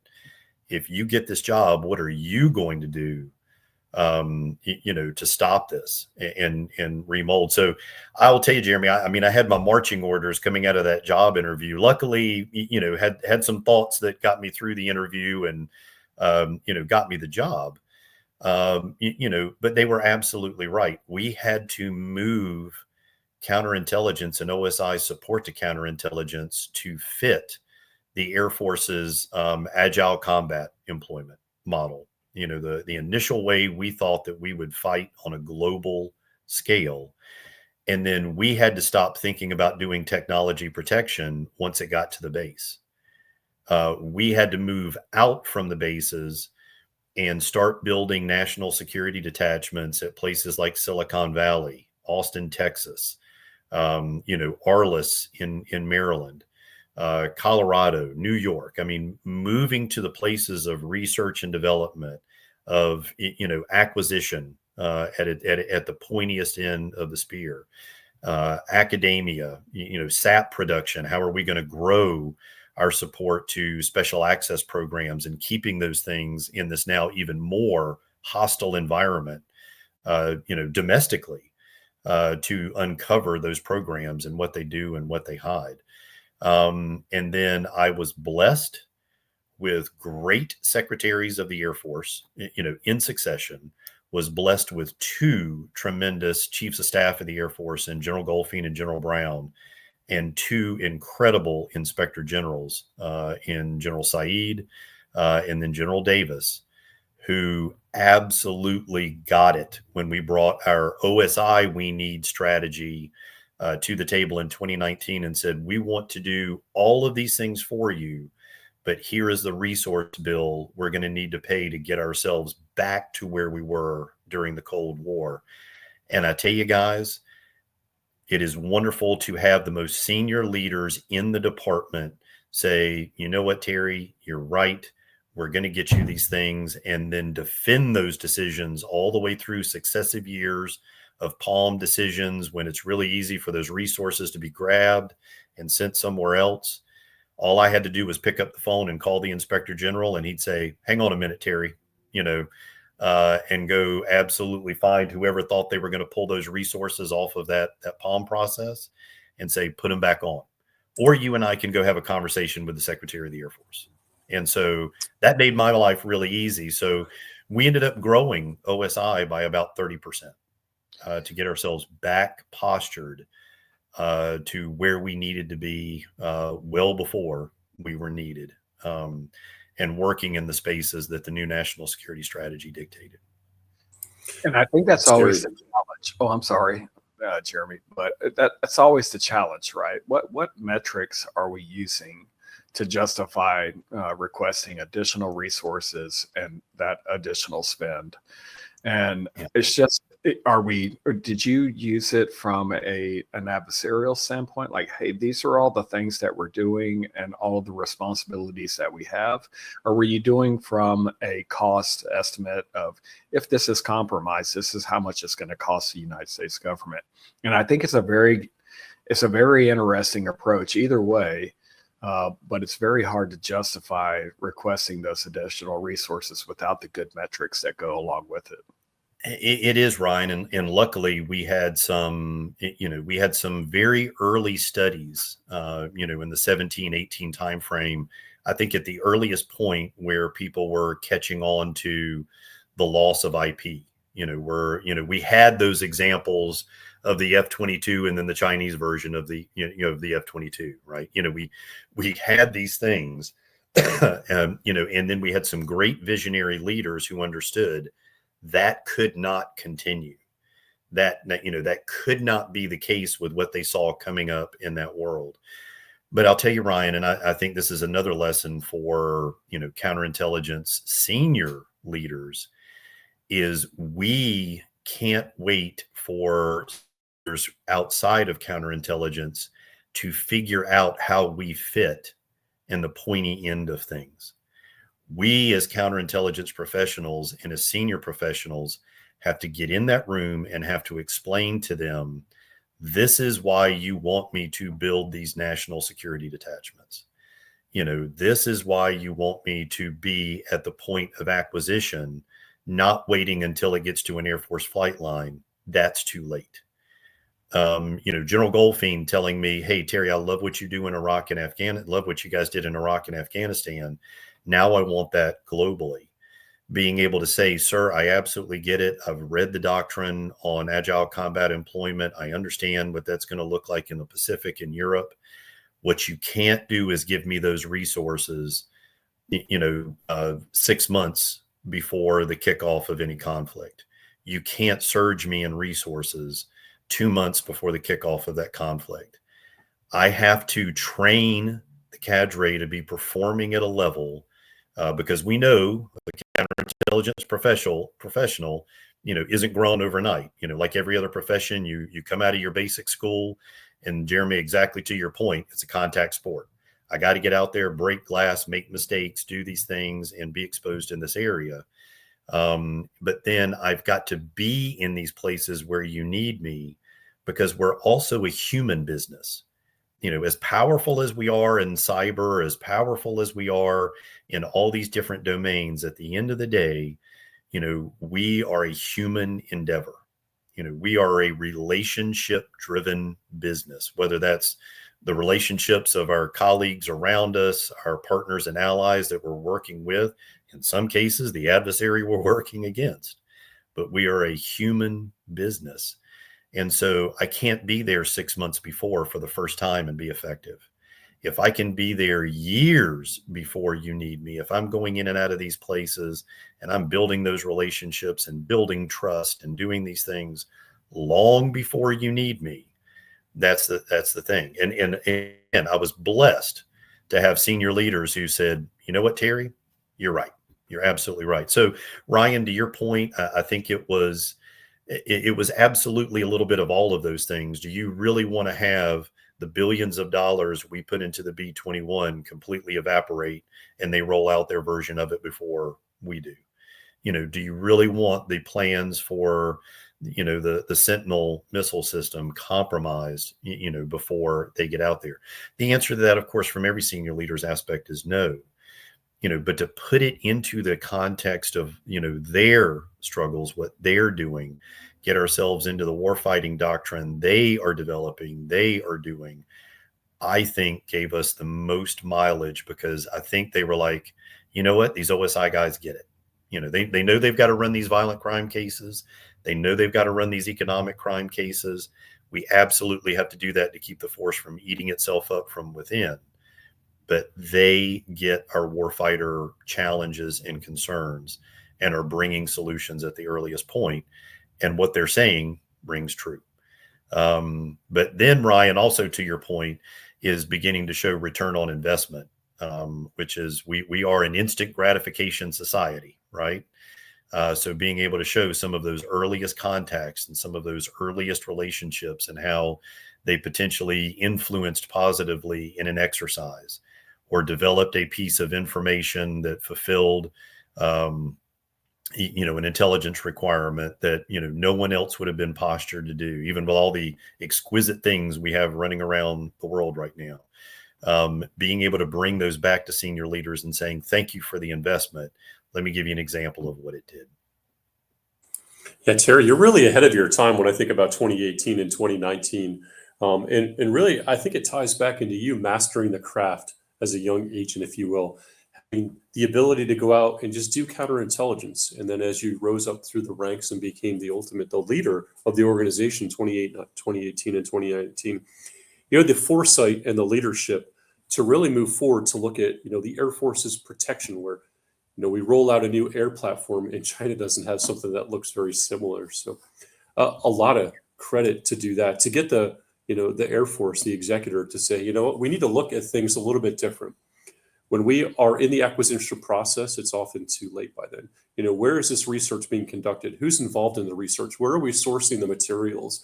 All these elements that the department is now looking at equity protection, the adversary can infiltrate at things we're not yet looking at. And we have an idea and a concept, but you were kind of ahead of your time when you said, this is the strategy we need to do. And this is how we are going to get there. So well done, Terry. Well, and I appreciate that, Jeremy, but I'll tell you, one of the things, it's one thing to, sit down at the kitchen table and, grab all this strategic guidance and fuse it together and put a strategy together. Again, where I was blessed was with, these incredible leadership teams, that surrounded me, these visionaries on the staff who continued to just, say, hey, sir, I get it. And I know this was your original idea. What if we did it this way? And I'm like, oh my God, that is so much better than what I envisioned. That is so much better and so much more effective. Hey, instead of posturing them here, what if we move them here? What if we did it this way? Instead of asking for more agents, what about more analysts? To give us vector and not just thrust. And so it was taking a bare bone strategy and shooting it out to these people and say, guys, make it better. And then along the way, as we were trying to realize elements of that strategy, having that, that major that master sergeant, that 13 or 14 level agent or analyst or professional staff member come in and go, what if we did this? And going, oh my God, I could have done this drill 100 times and I never would have come up with that solution, that idea. And that's the other blessing that we have with OSI is, we get to sit back and recruit from the Air Force, the A players. We get to go out to the enlisted force that has a line number for staff sergeant or who are staff sergeants, but who have been back at the time in the old day of evals, the Firewall 5, going to win the next war by, himself or herself type airman. That's the person I get to recruit and put in a detachment and then surround them with other people who are those same caliber of people. And so it's really refreshing when you get to bring a very basic idea and put it in front of some of these groups. And I'll tell you guys what they brought back 10 times better than I could have ever envisioned, and got me excited all over again about going and advocating for it, because I'm like, man, your argument is so much better than the one I was going to go in there with. So, let's do that. And so that's the other thing that, again, those divine intervention moments when you just have the right people look at a problem and bring a solution that just pops the top off of it. Yep. And it's so cool that the Air Force is able to do that, because I think the Army at times struggled with that coming out of, out of the wars. People's careers had been made, fighting the CT fight, especially in the counterintelligence rounds, and they didn't want to let it go.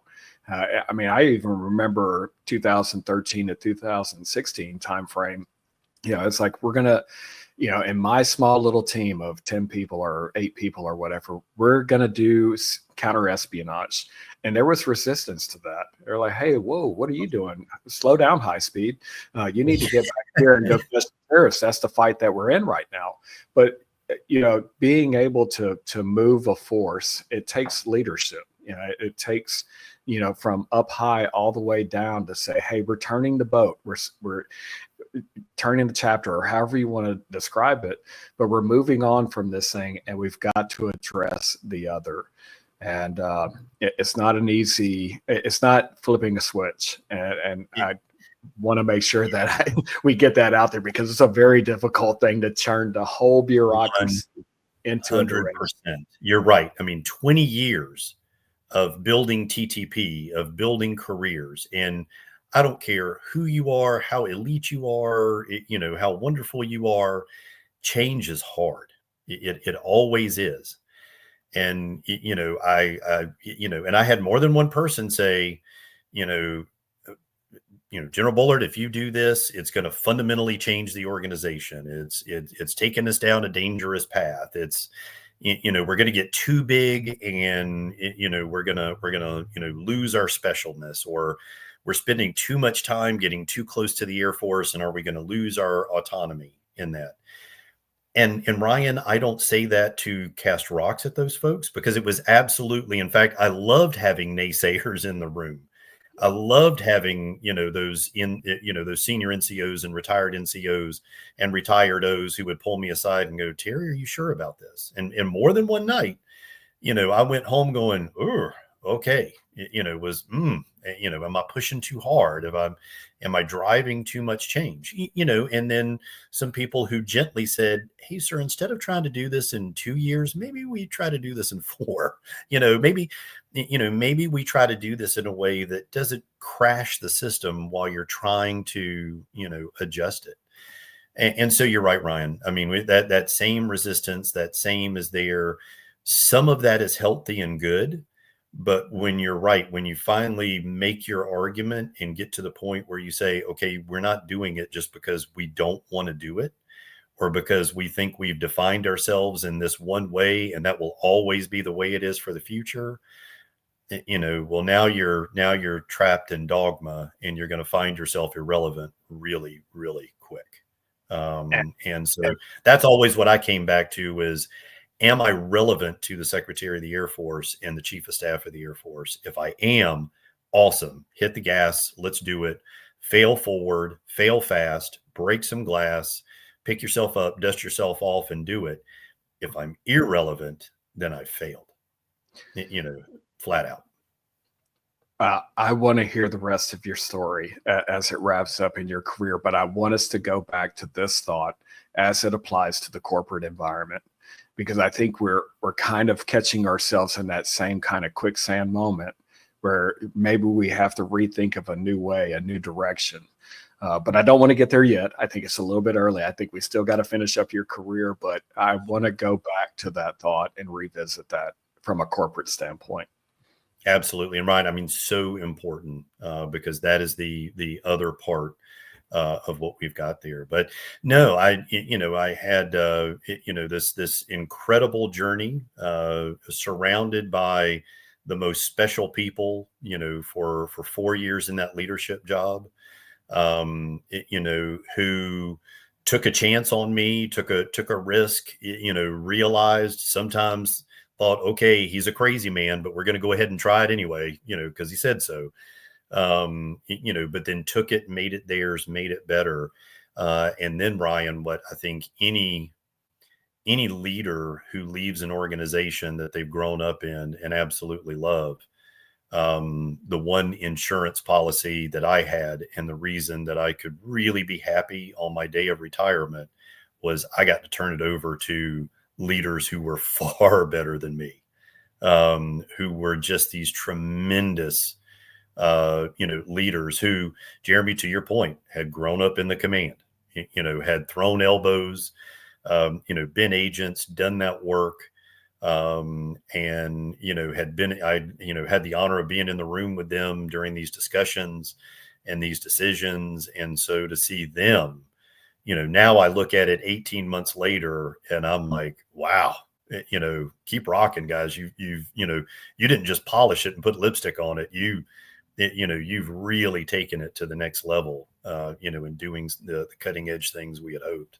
So, that's the other thing is, the folks who come up behind you, make sure they're the people that you would want to leave your kids with, right? That you would want to do that, and was blessed to be able to do it and turn over the reins and watch them take it and run with it and make it even better. Yeah, such a great point, Terry, right? Thinking about the future force and who you're going to hand the reins over to. What a great career, Terry. Wow, you've done so much. It was a lot of fun, brother. It was a lot of fun.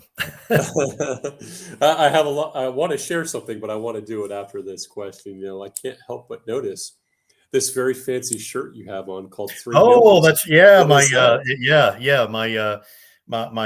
my new small and agile and kick butt team that I got blessed for, again, divine intervention to happen and bring me into the orbit of the Three Gimbals team, and some of and just this tremendous small team made up of these technical wizards who I try my best to follow along in the conversation with me, and they do their best to put it in comic book form to get me there. Complemented by these incredible analysts, who in any of their individual rights, could be just doing anything out there in the world, yet have chosen us to be a part of. And so, in Three Gimbals, we've got this great marriage of technology and people who are working with, DOD and industry to just do some amazing things, in the counterintelligence, counterinfluence, spaces, really doing a little bit of what we did on the Air Force warfighter side of things and doing some things on the technology protection side of things. So it was this wonderful, comfortable place, but I feel like I'm right back on this small team of elite people that I kind of wake up in the morning and go, man, I hope they don't figure out that they're all better than me and there's probably somebody better to hire. but and it is so fun now, having worked a couple of projects with them, and again said, hey guys, what about doing it this way? And then watching them take off with it and just come back with these products that are eye-watering and game-changing for the clients that we're working with. So very proud to be on the Three Gimbals team, and so excited about the work that they're going to do, in the national security, counterintelligence, like say counterinfluence, nation state actor space.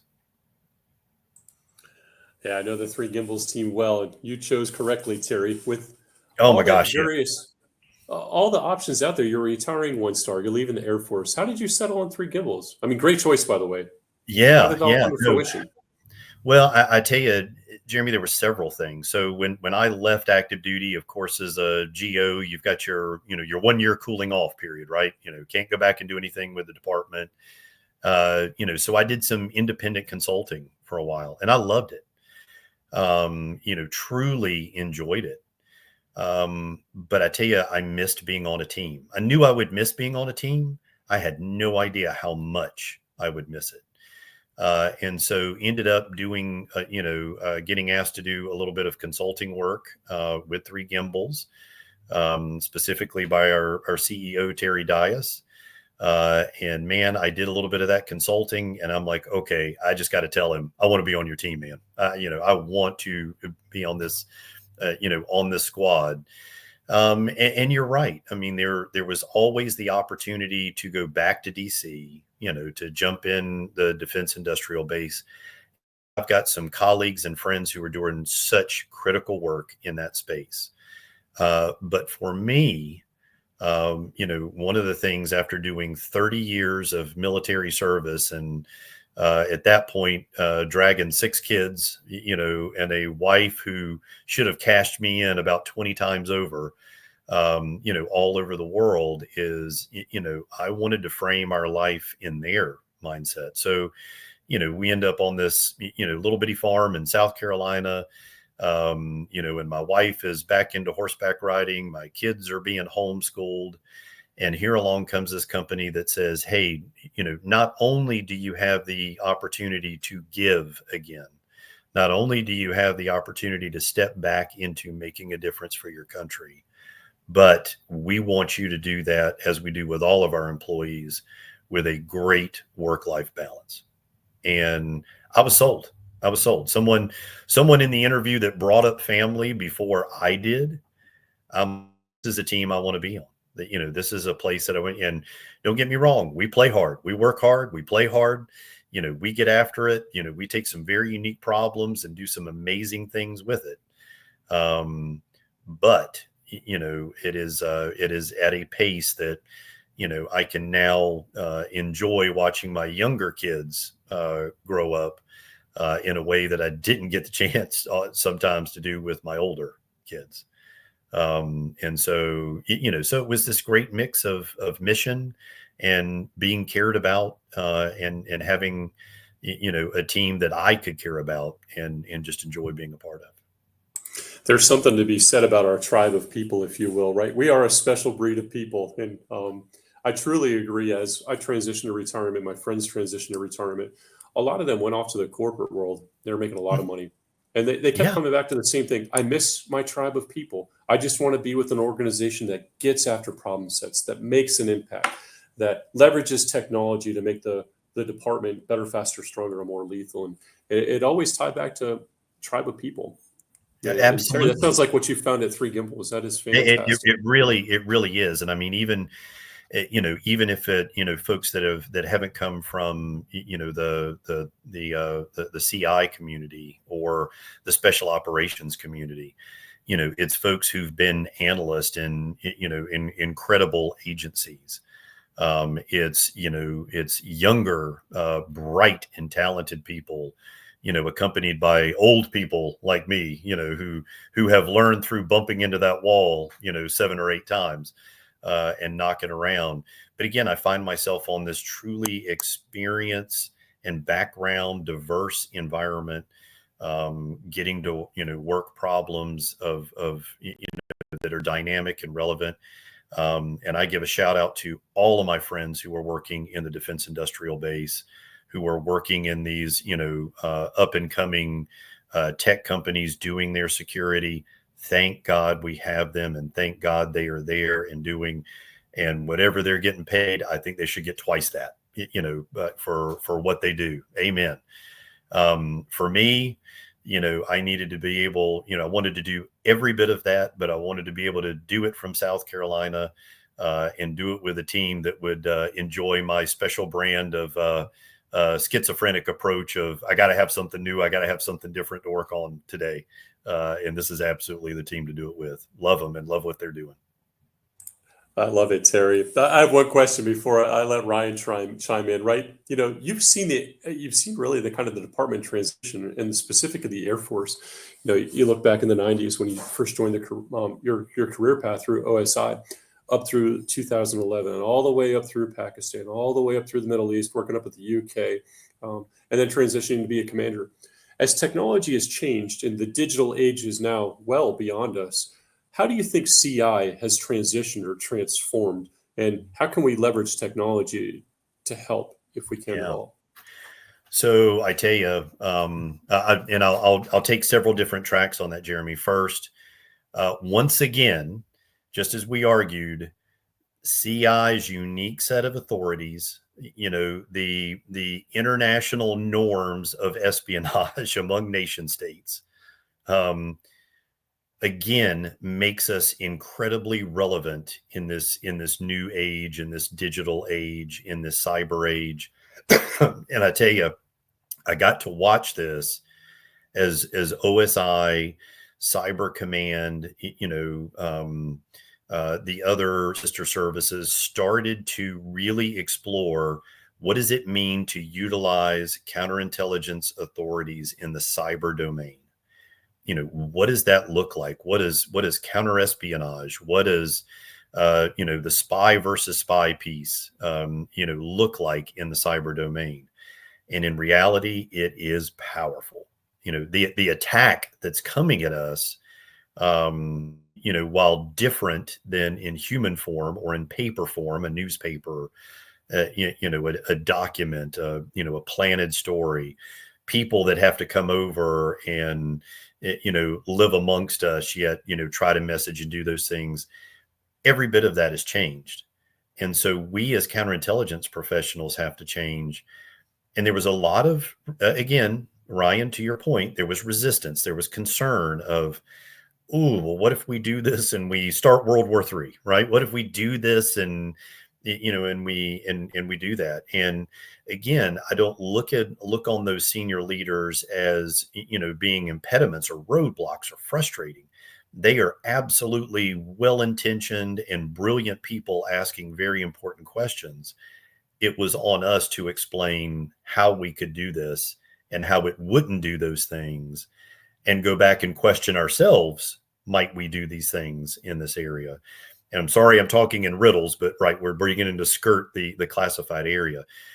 But suffice it to say that counterintelligence authorities, that came out of the, earliest iterations, I mein, going all the way back to John Jay and the original, revolutionary fathers of the counterintelligence discipline, in that statecraft that has existed for years, is 100% relevant in the digital domain.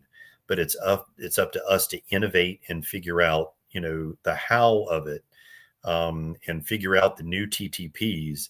And just as you say, Jeremy, identify the technology that complements that makes us go faster, that makes us find those insider threats more quickly, that does some of the, rethinking for us to allow the CI professional, to focus on more needles in those haystacks more quickly, to get after it. So for every challenge we face, making our discipline harder, there are some great enabling technologies here today and promise tomorrow that will make the basic CI agent so much more effective in the future, than we were back in our early days. And so I get excited about that. We talk about, when I was growing up, open source intelligence was one of the last things that you turned to. if it didn't have a stamp on the top and bottom of it, I just didn't have time for it. Now I see how game changing the amount of data that is out there that allows a CI professional to make decisions, to move out, to counter, identify threats, counter those threats, determine how to work within them at a speed that, the young Ryan Rambo, the young Jeremy Clark, and the young Terry Bullard could have never dreamed of. So I see a lot of challenges, but man, do I see a lot of excitement in tools that we can build to make us so much more effective.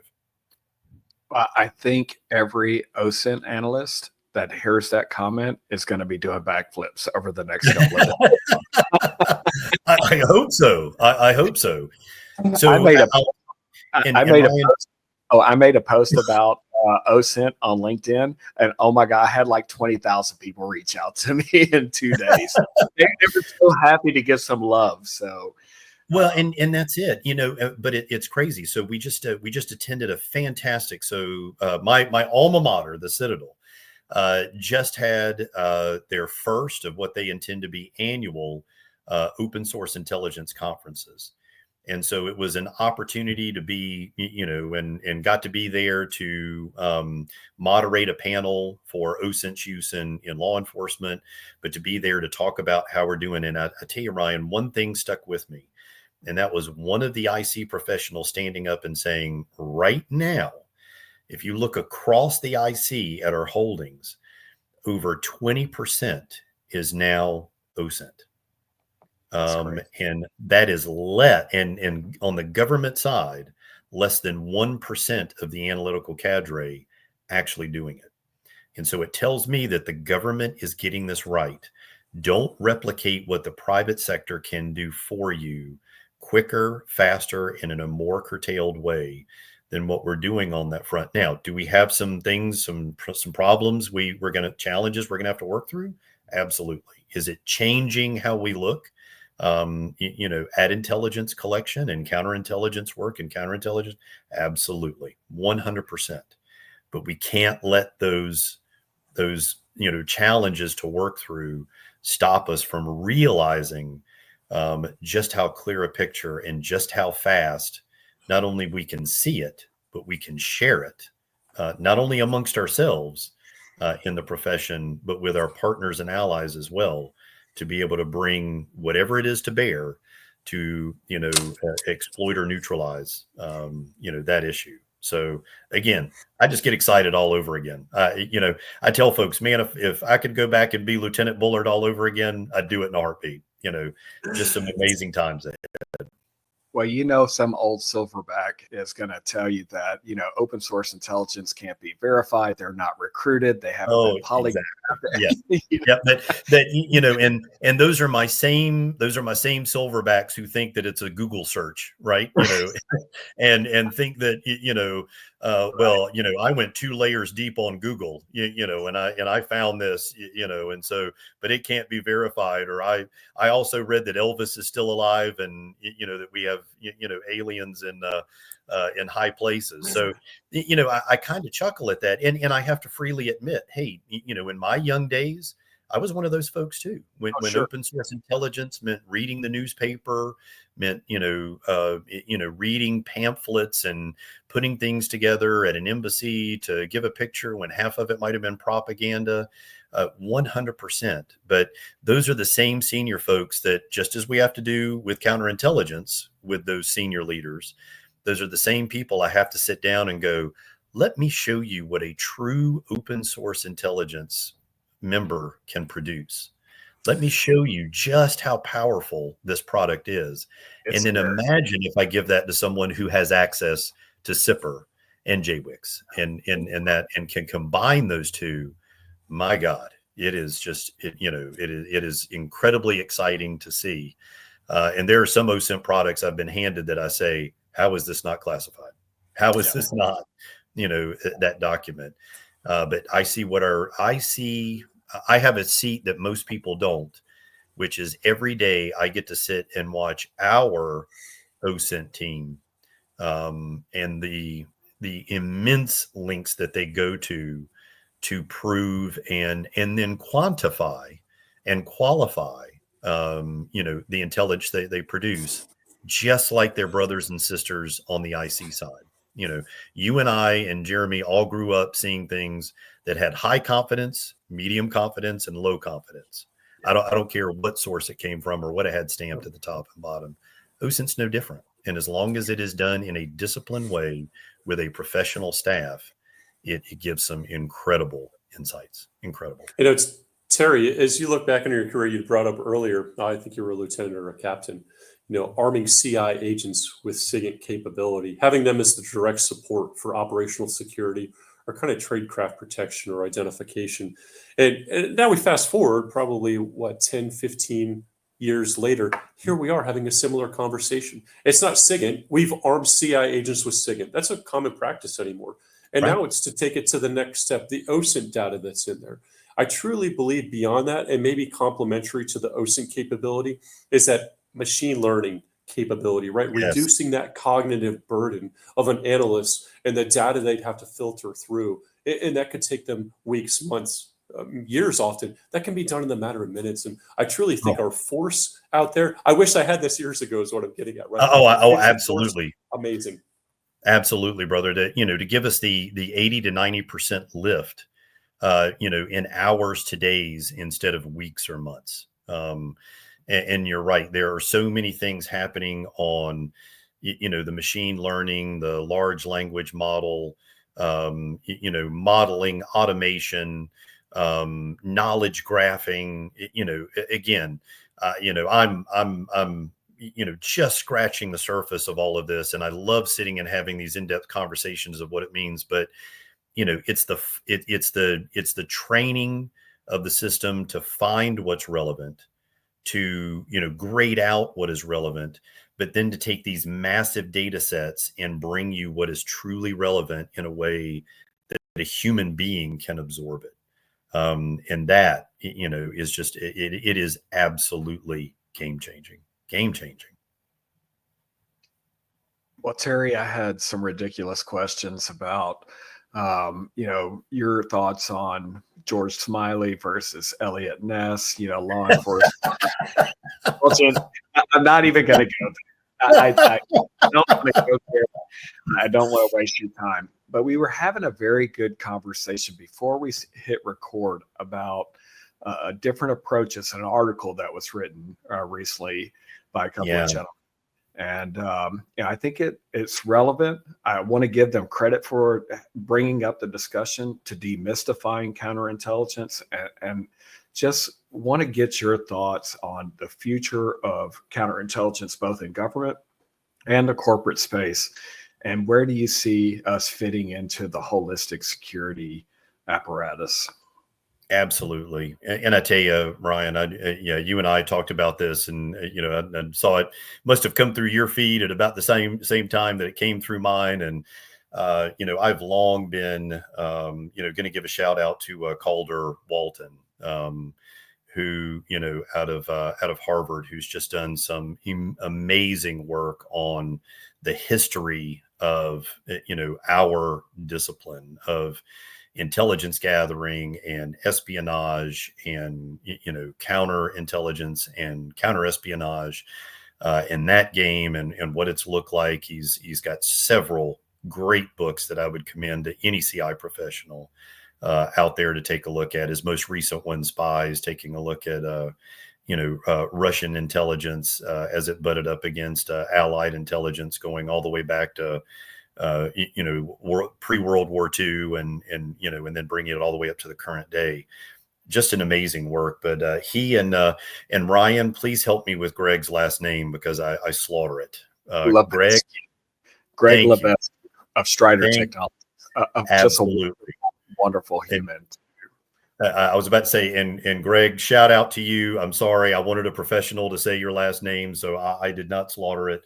But those two combined just released. In fact, I looked at the article on the Cipher Brief, and I think it literally came out today, Ryan, if I'm not mistaken, that they published on, and grabbed it and was reading it today, and knowing we were going to have our talk.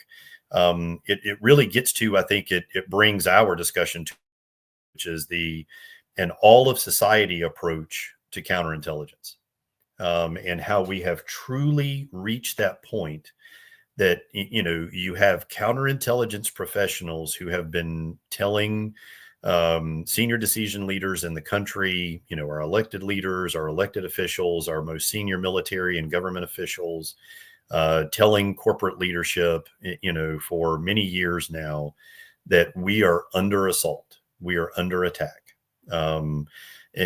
Shout out to, the Bureau and Homeland Security, who have, continued to bring this forward on the Hill, continue to testify to it, gotten this out there so that it's talked about.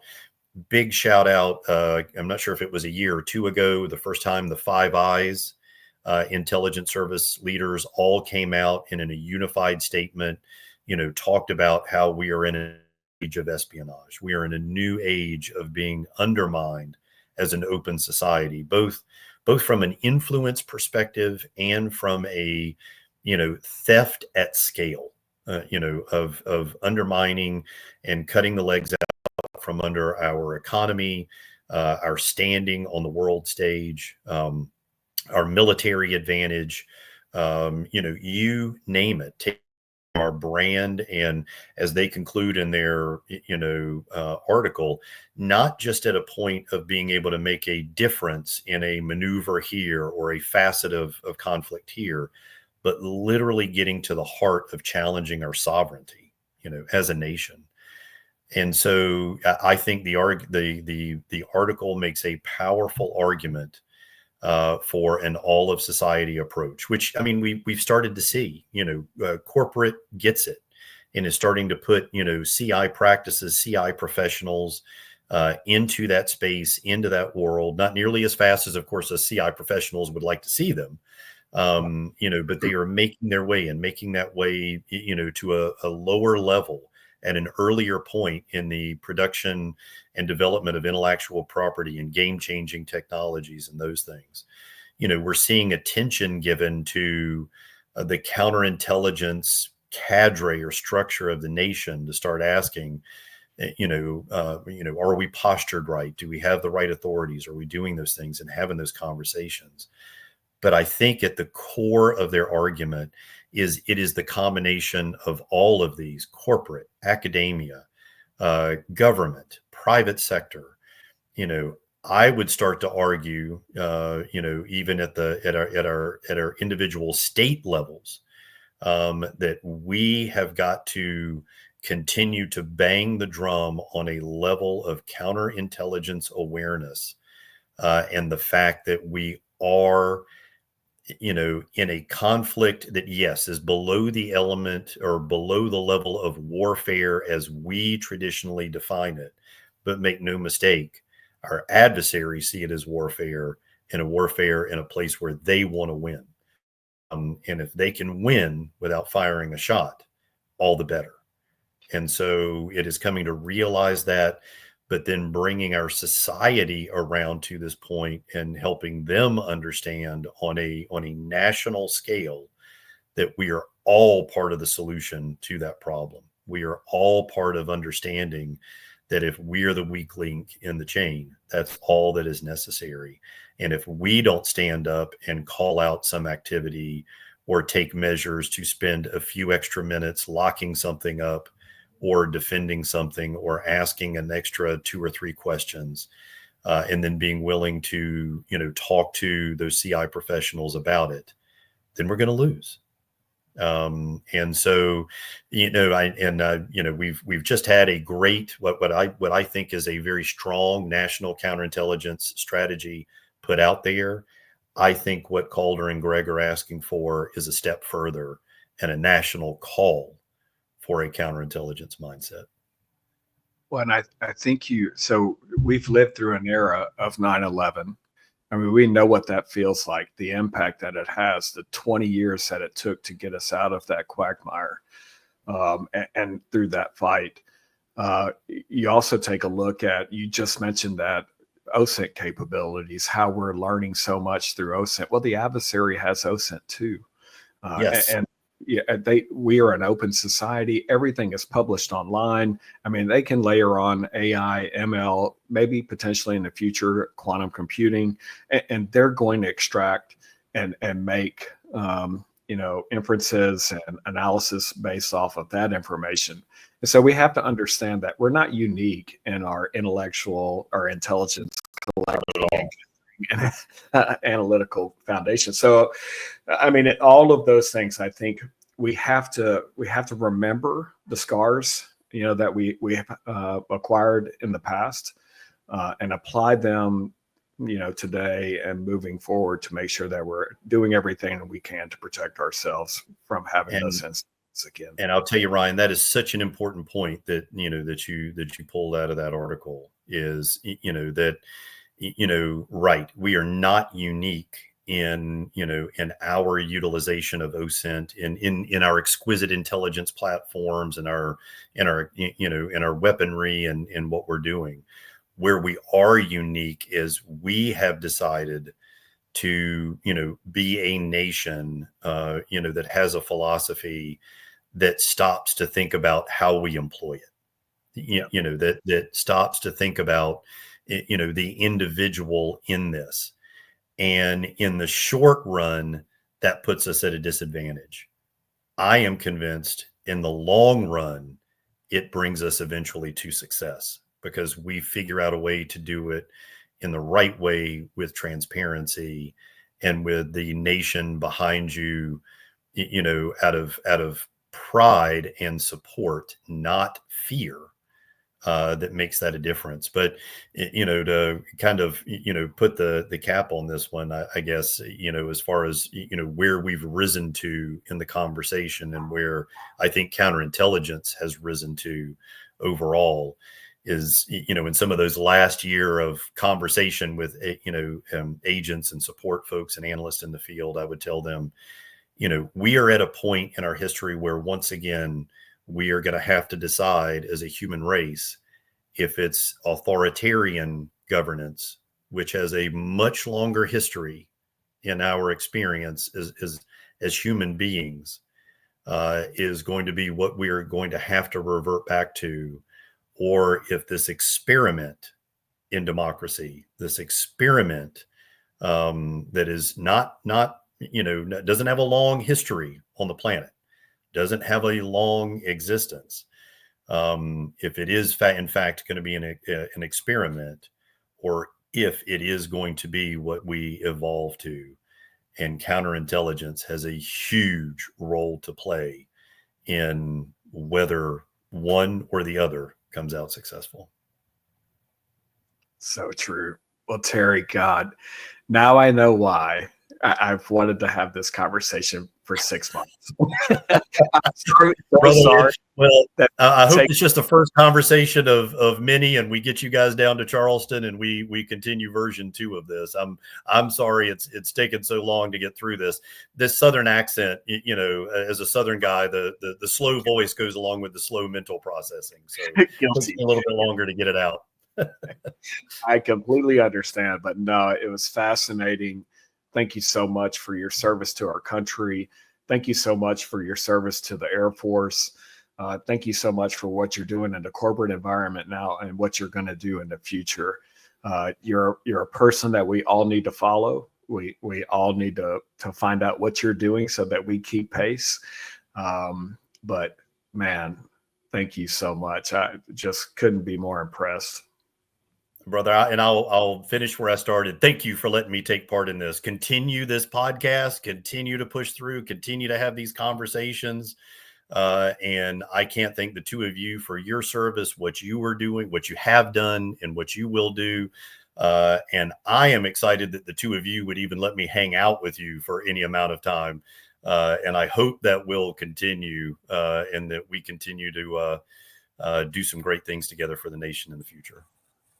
Terry, it'd be great to have you back on as a guest. This has been fantastic. Truly, truly appreciate you stepping out of the shadows to tell your story of nearly 3 decades, or just over 3 decades, Terry.